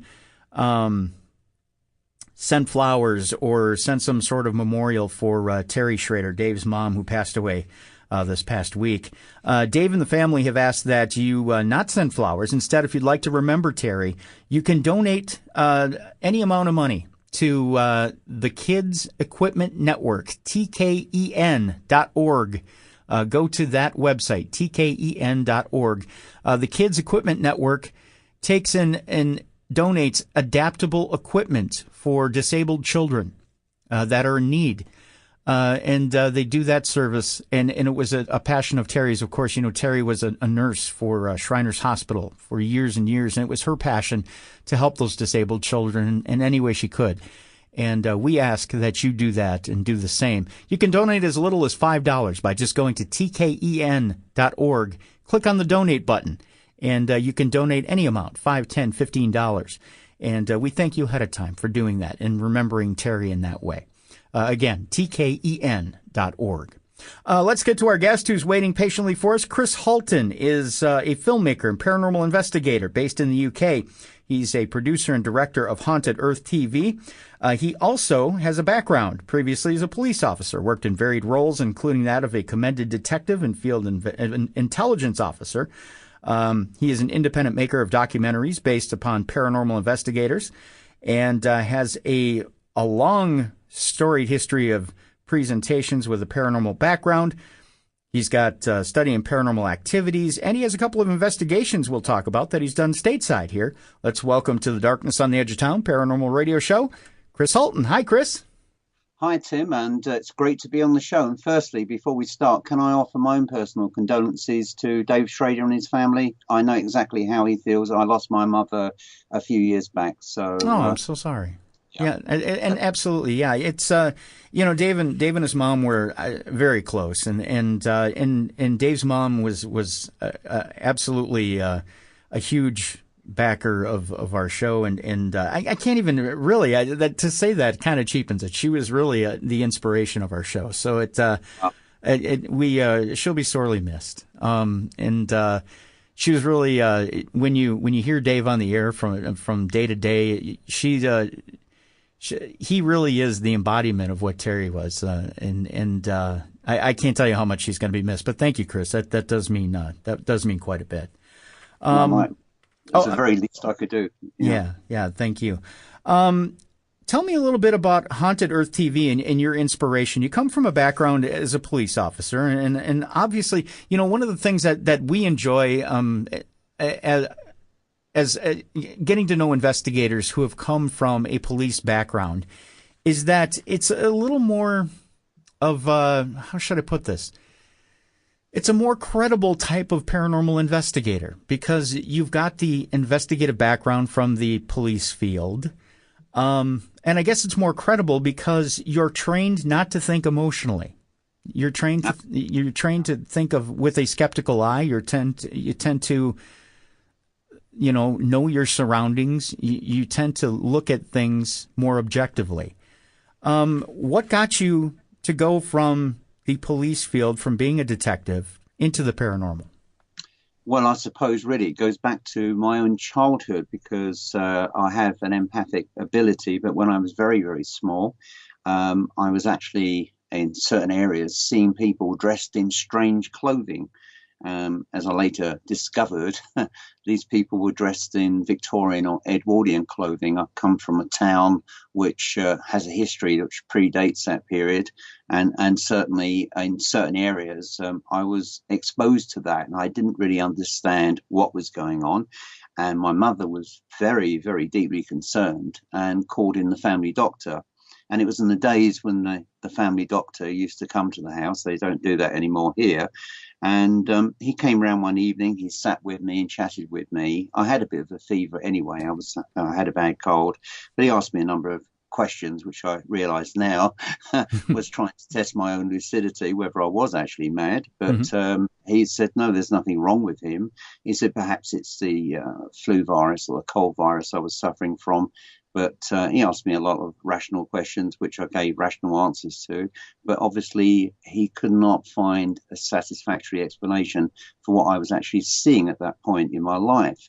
And of course, as I grew older, I was growing older in a widely skeptical world. And I gradually buried that to a degree. I joined the police when I was 19 years old.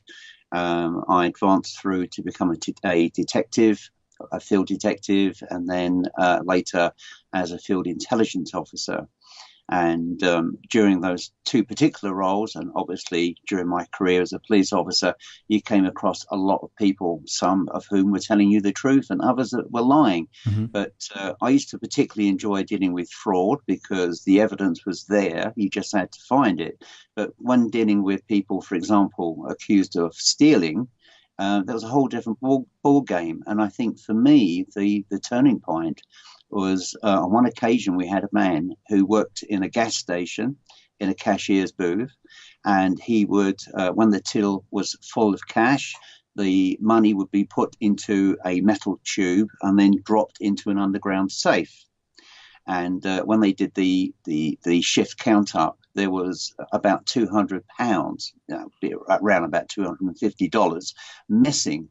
And he could not give an account for it. So the officer who attended, which wasn't me, arrested him, brought him back to the police station, and all the evidence appeared to point directly at him. And I sat down with him, and as I was listening to his story, I just felt there was another voice telling me that this man was innocent. I just could not feel anything negative about him. He was being perfectly honest. And so what I did, I expanded the conversation because at that point they were looking towards charging him with theft because he was the last person to have possession of this money. And as I was chatting to him, I asked casually, were there anybody else coming in and out of the cashiers, out of your office, which was suspicious? And he said, not really. Oh, there was a couple of kids playing around and I told them to go away. Well, that point was something told me that the kids were the ones who were responsible. And so I explored it further with him and got a description of the two kids, also the school they went to. I contacted the school. And this was well before the Data Protection Act. And the school were able to share with me the details of the two children that fitted that particular description, and the fact that the school had a history with those two children. I went to one of the children's homes and wanted to speak to the boy. Immediately, the family gave an alibi, which I thought was rather strange. They obviously knew something was afoot. Anyway, with their permission, I searched the child's bedroom, and under his bed, I found half of the missing money. And the kid immediately confessed to the crime. And what they did, one of them distracted the guy in the kiosk, while the other one grabbed the tube full of money. He hadn't actually dropped it into the night safe. He had actually left it on the side. And so the kid grabbed it, and as they went away, they opened the tube and discovered all the money was there. So from that moment, it was a matter of simply going to the next kid's address. Again, the family were trying to alibi him out, which I think was bad, but there you go. And we were able to recover most of the missing money. And so I went back to the police station and released the man and apologized to him profusely, because there's nothing that I felt bad as a police officer would be to arresting somebody or keeping somebody in custody who is innocent, who has not committed any crime. I would feel the same for him or anybody else, because we could all be in that situation. So it was quite a moving moment for him. He just sat there and cried because for once someone believed him, and we were able to prosecute the two children. Now, Chris, let me ask you real quick. What's the difference between a good old-fashioned detective hunch and what you're attributing to your empathy abilities? Well, this obviously comes into question when they talk about a policeman's hunch. Mm-hmm. Often with hunches, you're drawn by certain lines of inquiry, which, although not conclusive, give strong indicators about a particular individual's behavior.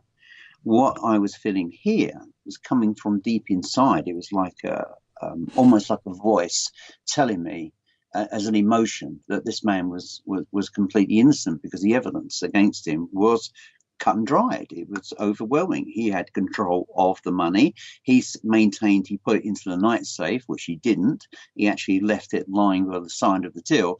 And I put that down to an innocent mistake on his part. But, this into play a few times during my career as a police officer. But at that time, of course, I didn't share my intuitiveness with any other detective, because police officers, by and large, are fairly skeptical people. And you've got to, because when you're dealing with evidence and you're dealing with criminal suspects, some people could look most guilty person alive on this planet by their demeanor, and yet they could be perfectly innocent. And somebody who is very professional in their task as a thief could give you every indication that they were completely innocent. So you had to work with the evidence you got in front of you, and also with that hunch as to whether or not you think that person is guilty. And if they are, then you start looking for evidence so that you can arrest them. But yeah, I mean, on a number of occasions, it got stronger over the years because I'd actually buried it. And yet these things were coming into play. There were situations in my life as a police officer where I felt I was in grave danger. I felt that something serious was going to happen to me. For example, dealing with people that are violent people. Or going to, or dealing with family domestic that gets out of hand, and you end up wrestling with the husband, and he's quite a big guy, and you think he's going to have the edge on you. Those kind of situations, and in the back of your mind, you're fearful that you may not actually walk out from this situation. Mm-hmm. And yet every time I felt, whatever the situation was where I felt I was in grave danger, there was always this voice, call it as a feeling, that reassured me that everything was okay and nothing would happen, and nothing did happen. And as a police officer, I tended not to use violence as a way of resolving situations. I prefer to use my brain and my mouth, which is less physical for me and obviously less harmful for the person that I'm dealing with, and gets you a much quicker resolution than having to roll around on the floor with somebody, fighting and God knows what else. But right. As so often can happen. So I tended to use psychology as well to a degree. But coming back to this feeling, this emotion, this voice, call it what you may. One occasion I was driving along a country lane and I had my young daughter strapped in her baby seat in the back of the car. And it was a Sunday morning and it was brilliantly sunny and I'm driving up to an apex of a bend, a sharp bend. And it was a very quiet country lane. And yet there was a voice screaming really loudly, telling me to brake, brake, brake, brake, like that. Mm-hmm. And I did. I came to an absolute halt just before actually going around the bend. And at that point, a car came around the bend on my side of the road, missing me by a foot. You know, and from then onwards, I always listened to those little voices inside of me. And I say voices, it's just more of an emotion, really. But and it certainly got me through my life thus so far. And it's something which I've applied when I'm been in situations where I've been investigating the paranormal. All of my early stuff that people will see on YouTube is mostly benchmark tests in my own home, which is quite haunted. And I provided a series of videos on my explorations of the paranormal activity inside my own home, and also at a former World War II United States Army Air Force airfield, which was particularly active. In fact, what was interesting there, we're in the middle of England, and yet we're recording the EVP of American Voices. So they give you an indication of how active it was. And there was one particular spiritual presence who we dubbed, whose nickname is Reg, who was particularly active in there. And whenever we used to go to the airfield, we always used to call out for him. And sometimes we would see an orb just hovering over a doorway, very, very small orb. And I featured that in one of my videos there. And that would follow us around. And just occasionally he would do something. He would make something happen, or we'd capture some amazing light anomaly or some absolutely wonderful EVP. And so I used both as an area of exploration. I also did other investigations elsewhere. Well, let me stop you here, Chris. I want to backtrack for a minute. And I want to go to the fact that you're living in a haunted house and having psychic ability. First of all, you said something that raises my antenna. You investigated your own house, which we're always told as investigators is a big no-no. You never want to investigate the place where you live because then you know what's in your house. But as someone who has abilities, I take it you probably already knew there was something there anyway. What's that moment like when you first realize you have something in your house? It was just strange things. I mean, on one occasion, this is when I knew it was haunted. It's haunted by a cat as well as human interactions. Was that cat your own cat, or was it another cat? No, it was a cat in spirit. And what happened, I remember climbing on the staircase, got to the top on the landing, and I had two cats at that time, and both were staring at this third cat, which was a tortoiseshell. And my two cats, as everybody is aware of, keeping with a cat, they are scatterbrained, and as soon as you disturb them, they run. And my two cats ran downstairs from being sat and staring at this cat, and this cat ran into the spare bedroom. But what was interesting, this cat was as real as the other two cats were to look at, but it actually passed through solid mass. So what appeared to be solid mass was actually passing through solid mass. And that was amazing. And just to cover, the story can lead in so many directions on this. We'll talk about the cats, for example. Sure. A few years later, sadly, both my cats had to be put to sleep through cancer. One of the cats, the girl cat called Shelley, I was very, very close to. And I must admit, I was very emotionally distraught when she had to be put to sleep because she didn't know what was happening and she was fully conscious. And I must admit, I did shed a tear, and so did the vet. She was such a beautiful cat. That night, I took her body home and placed it in the garage for burial the following day. It was in winter. And about an hour later, I could hear a cat calling from the back of the house. And in England, we have, if you like, what we call conservatories, which are like a greenhouse, but actually a proper structure built to the side of the house, like a glass house, which is a summer room, effectively. And I could hear the cat calling from the back garden. And I went to the conservatory door, and through the glass panel, I could see Shelley sat there looking up at me, my cat. I know it sounds illogical, but I actually started to question whether or not she was actually put to sleep, because I'm actually looking at my own cat. So I opened the door, and as with all cats, you have to stand back 2 or 3 feet because a cat likes to make a grand entrance on their own.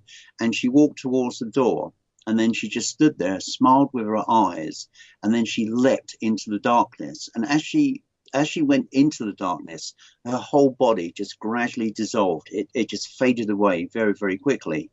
As illogical as it may seem, I rushed to the garage, and sure enough, her body was still there. And so the following day, I prepared a grave by the apple tree where she used to enjoy scratching the bark of the tree. So it was obviously something that was attached to her. And as I brought her body out to place it into the grave, her brother turned up weirdly and sat by her grave, just sat there while I placed her body inside the grave. And then the cat, it was a most amazing cat call. It was actually quite creepy. But anyway, he sat there calling for over a minute. For over a minute, he sat there, and he was quite upset. And then all of a sudden, he just stopped. He just snapped out of it and walked away like nothing had ever happened. It was him. How did he know? How did he know I was going to bury her there at that point? Because as a cat, he never used to follow me around. And yet he turned up at that moment to witness his own sister's burial. So, you know, that cats are incredibly, incredibly psychic and intuitive creatures. And so anyway, I buried her. But he existed for a year further. And on 2 investigations, one inside my own home, I think on 2 or 3 occasions in my own home, and also once out in the field, in fact, many, many miles from where I live, we were investigating a Warrener's Lodge. It's a medieval building which was constructed for people that used to catch rabbits for the nearby church, for the nearby abbey. And they used to send soldiers every day, because rabbit meat was highly prized. They used to send soldiers every day to collect the dead rabbits to take them to the abbey. So the Warreners' job was to kill the rabbits, store them, and await collection. And of course, the building they were kept in had to be fortified like a mini medieval castle to prevent obviously to prevent others from breaking in and stealing the rabbits. But anyway, I digress. So I'm standing outside there filming, and a friend's filming me on another camcorder on night shot. And as the camcorder leveled across towards me, you could just faintly hear purring. And as the camera actually was fully on me, the purring got so loud, really, really loud. It was a cat purring. And as the camera moved away from me, the purring got weaker. And I have no doubt, as crazy as it might seem, that my cat, Shelley, was with me, and that she could actually see what the guy operating the camcorder could see through the lens of the camera. That's the only explanation I have for it, but the fact of how the purring was reactive to my presence. Wow. And inside my own home, we had a private team of investigators. They too heard it on the camcorder. It was captured.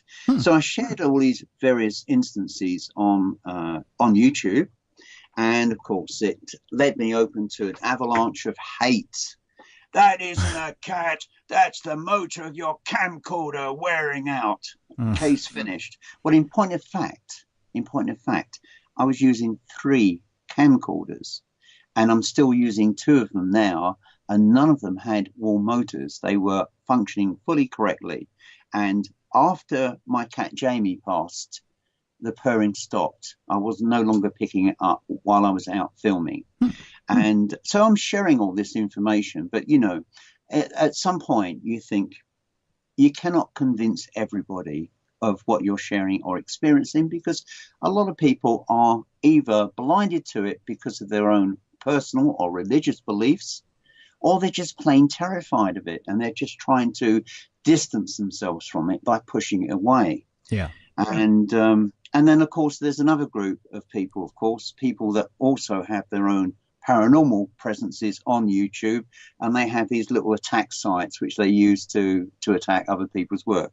And I actually found out on one occasion that was absolutely true. So anyway, I had this situation. People were calling me saying, no, it's fake, or your camcorder motors were worn.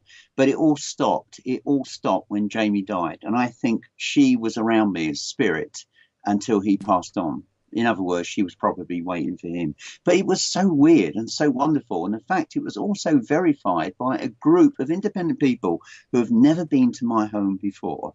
And they too experienced the purring on their cameras. So how do you work that out? You got to love YouTube trolls, that's for sure. Well, in point of fact, actually, it kind of moved me on to the next level of my own personal development as far as filmmaking was concerned, because I was getting to the point where I was sharing lots and lots of paranormal activity that was captured not just in my own home or at the airfield, but in other places, and also during the day too. And I decided I have a very strong interest in history and architecture and antiques. So I decided to expand and enlarge upon what I actually do.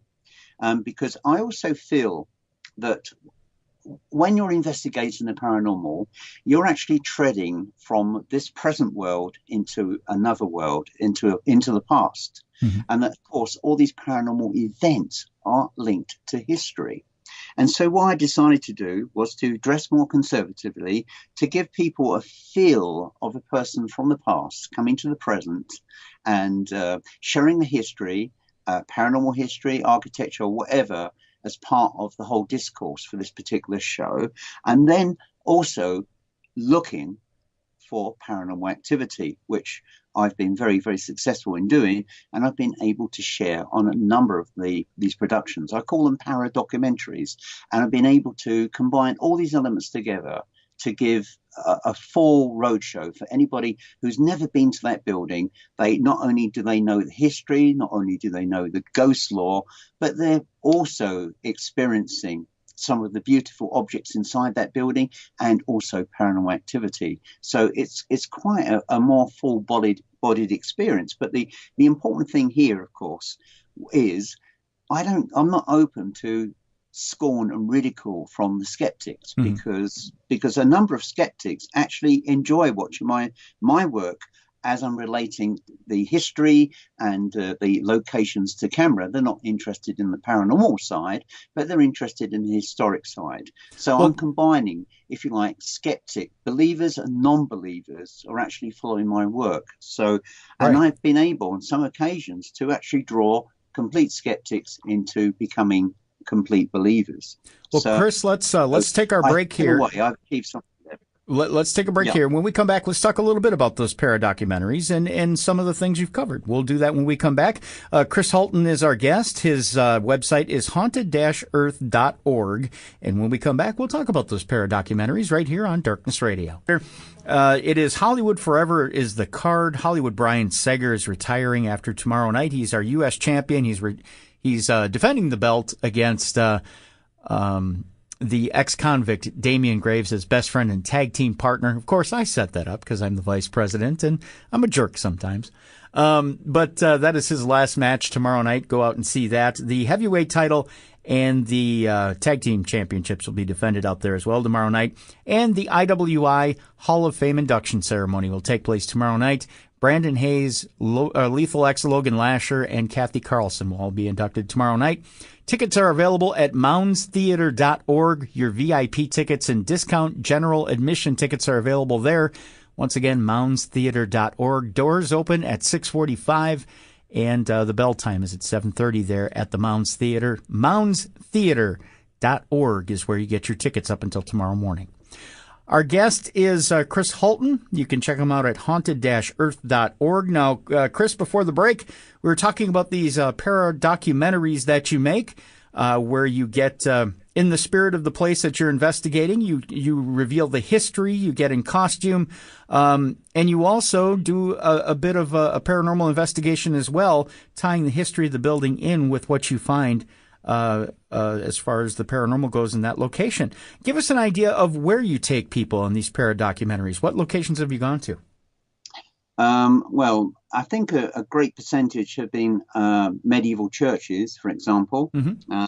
And sometimes, of course, it runs you into opposition from members of the church, but generally speaking, I haven't had a great deal of problems there. I normally approach the church, explain what I'm going to do and the reason I'm doing it, and the fact that I'm not doing this professionally, I'm doing this as an interest, and they're quite happy for me to do it, because I'm also encouraging people to visit their churches. And some of these churches are so far and out of the way that any publicity, any air of publicity for them is going to be of some benefit. And particularly so when people in this country and from abroad come to the UK, they know as a reference point they have a particular church somewhere which they can go to and enjoy the architecture, enjoy the history, and enjoy the paranormal.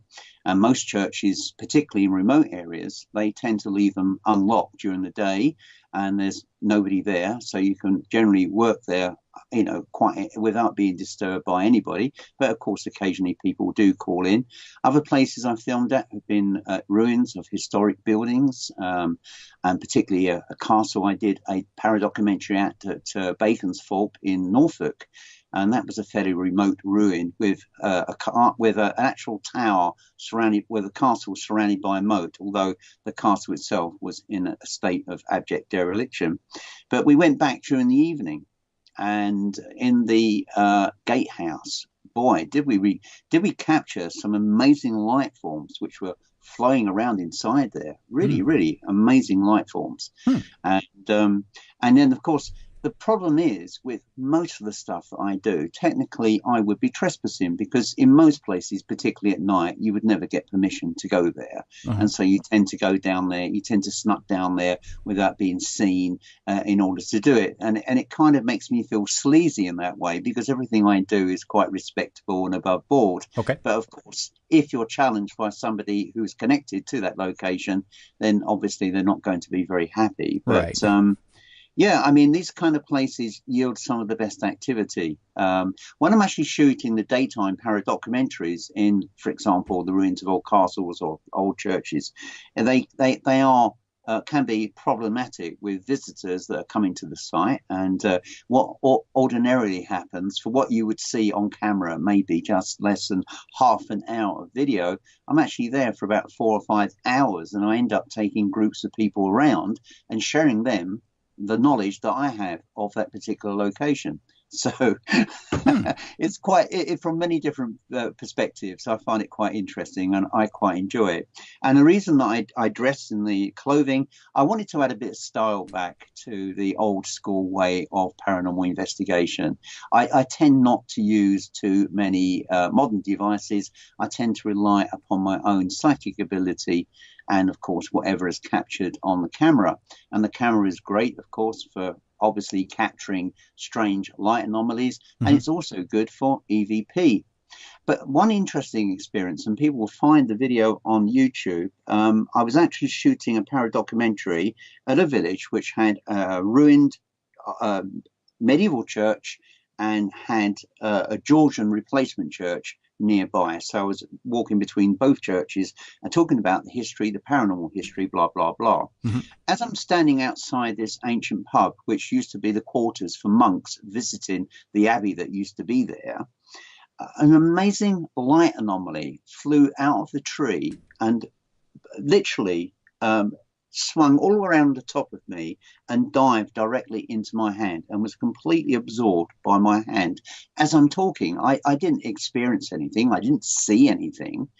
And when I looked at the video later as I was editing, I saw this light blip and run at an amazing speed, really, really fast, much faster than any bird or insect. And it hit my hand, so I slowed it right down, and I can actually see it. It was actually winged. Really? And it was winged, and it was semi-translucent. And of course, it was filmed in the winter. And by filming in the winter, there's no species of winged insect in this country that can be seen flying around in the dead of winter. It's just impossible. And yet here it was. And yet, of course, again, people would say, well, perhaps that was a bird. Well, if that was a bird hit my hand at that speed, I would have been jumping up and down in pain after being struck by it. So that was really weird to capture that.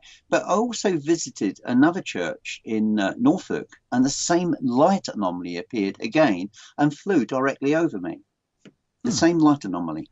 So is that somebody in spirit that's following me around, or what? I really don't know. There's many different opinions about it, but strangely, whenever these things have been experienced by me, something interesting has opened up in my own personal life or business life. So interesting. It's kind of weird. And what was even weirder, I'll tell you a story, not directly, well, it's connected to me, but this wasn't my ability at work. This was the work of somebody else. I was with a medium, and she said to me one day, she said, do you know that your late grandmother is always with you? And of course, it's easy for people to say that, isn't it? I could say your late grandmother or great grandmother is always around you, Tim. You could say that. Easy. Yeah. It's an easy statement to make unless you can back it up. And I said, well, I was a little bit skeptical, and I said, well, that is amazing. But then she said, when you came round the house as a young policeman, she was so proud to see you in the police uniform. Well, that was incredible, because the first police station I was attached to was actually just around the corner from where they lived. And so I used to pop in there a few times each week to say hello. And my nan was very, very old. She was much older than my grandfather. And she lacked the agility that you would expect of a younger grandmother, as my other grandmother was then. And she was sat in her chair, her favourite chair, and she used to love me coming around and talking and all the rest of it. And she said, well, she's actually with you, and she's been following you for a number of years. And when we're coming back to that point of empathic ability, could this have been her? I was still a little bit skeptical. So I said, well, can she evidence that for me? Can she do something to show? Because if that, I'm not knocking you at all, but if that is true, I need to believe it. I really do need to believe it. So she said, well, she'll appear before you within the next 2 weeks. And jokingly, I said, well, could you not do that at night? It'd give me a fright. What it would do. If you woke up in the middle of the night and there standing before you was your late grandmother, that would give you one hell of a fright. So anyway, 2 weeks later, and the house I was working from was also a police office. So I was working from there as a policeman. And I came home and I walked in police uniform for lunch at 12 midday. I walked into the dining room, and there in the corner of that room was my late grandmother sat in her favorite chair. But I didn't see her as she would have been in life. Her entire form was made up of what one could describe, I suppose, as an ectoplasmic type energy form. It was a very misty form, which was grey and green, and it glowed, it pulsated light. It was kind of weird to look at. It reminded me of, those titty oil lamps that you pump up and you make the gauze go brighter and brighter. Okay. The form of it was very much like that, and it was completely stationary, this form. It did not move. It was almost like just an icon of her from life, but made up of this mix of this rather misty texture, for what of a better word. And I'm talking to her. I'm not receiving any responses. And at that time, the girlfriend was visiting me at home, and she wondered what the commotion was.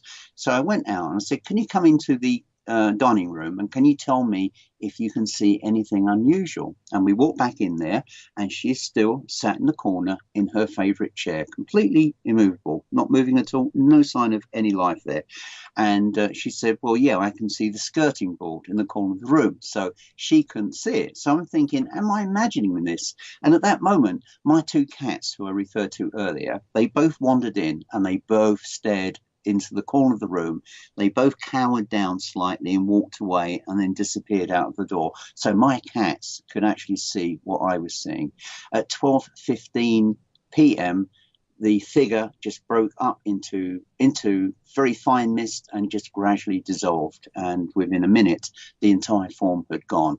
She had appeared before me, as she said she did, as she would do, and she did it during the daytime rather than at night. So that triggered, from my point of view, my interest to go back into the paranormal and to expand and explore and to open it up to investigation. Wow. And of course using the medium of a camcorder to actually document it and share it. And of course YouTube was fairly new in its infancy at that point. I'm going back 10 years ago. Well, probably 12 years ago.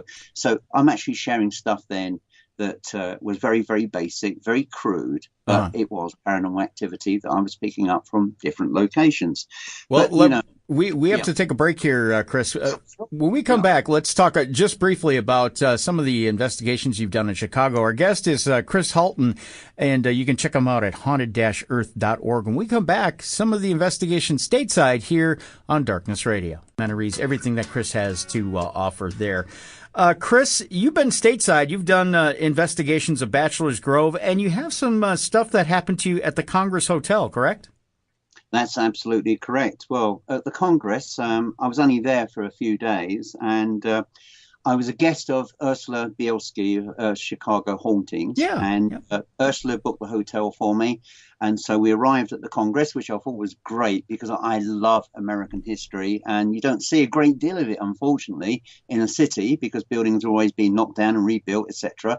And there was this original building, and I was on the 6th floor with the hidden room 666, which I also covered in a short video whilst I was there. But in the room that night, during the later part of the afternoon, rather, I heard on the door, someone tapping on the door. So I went to answer the door and there was nobody there.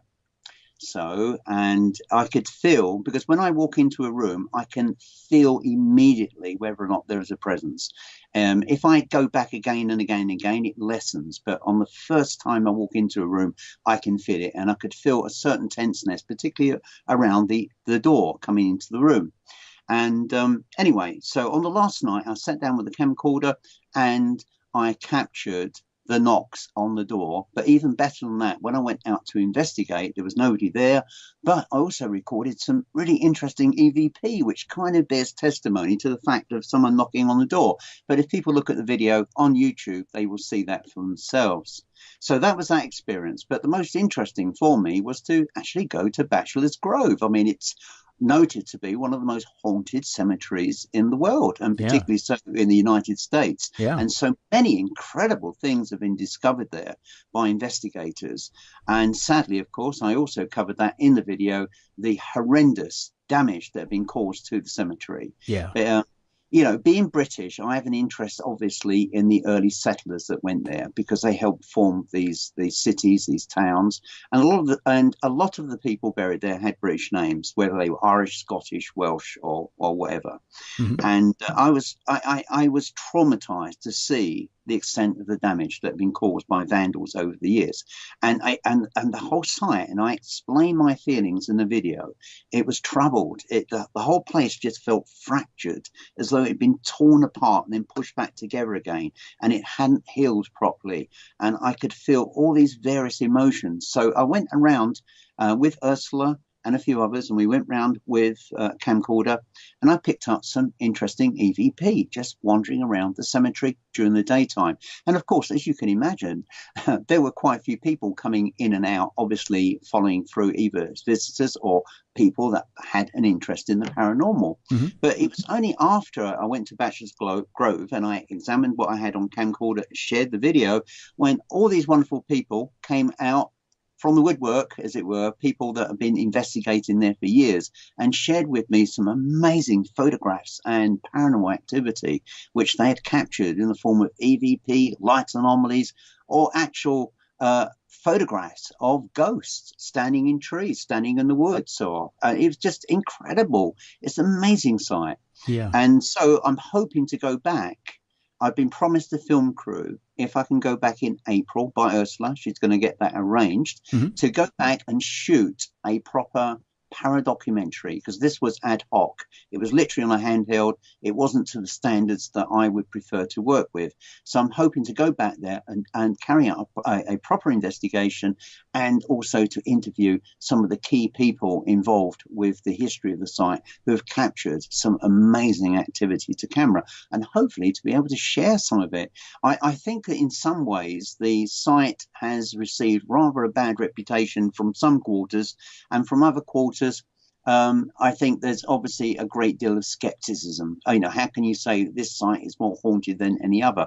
Right. I wouldn't say it's more haunted than anywhere else. I would say it was a very, very troubled site. And as I explained, it felt fractured. And that kind of has, with the damage that's been caused there, has kind of generated an awful lot of activity, which has been captured over the years on camera and by investigators. So, yeah, I love being in America. I love the country.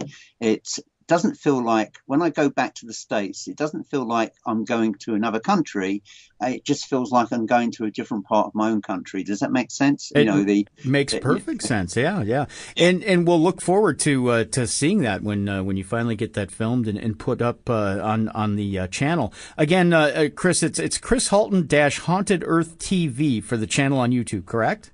That's the one for people to really go to actually see the layout of work that I've got there. And it covers a whole plethora of subjects connected to paranormal history and also paranormal activity as well. And so if you're a skeptical person, you're not interested in the paranormal, there's plenty of history there to look at as well. And also some wonderful locations. I always film from beautiful places.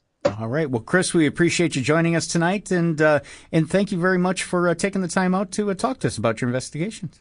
Tim, it's been an absolute pleasure, and I've thoroughly enjoyed it, and I hope it's been good for you too, and for those of you listening at home. Well, thank you very much. Thank you. And folks, again, join us again on Monday. Dave will be back, and we'll be doing Monday Parashare and Supernatural News. Again, check out IWI this weekend, Saturday, tomorrow at the Haunted Historic Mounds Theater. Get your tickets at moundstheater.org. Have a great weekend. Stay safe. George Noory and Coast to Coast AM is next. Have a great weekend, everybody. Thank you for listening to the best in paranormal talk radio. This is Darkness Radio.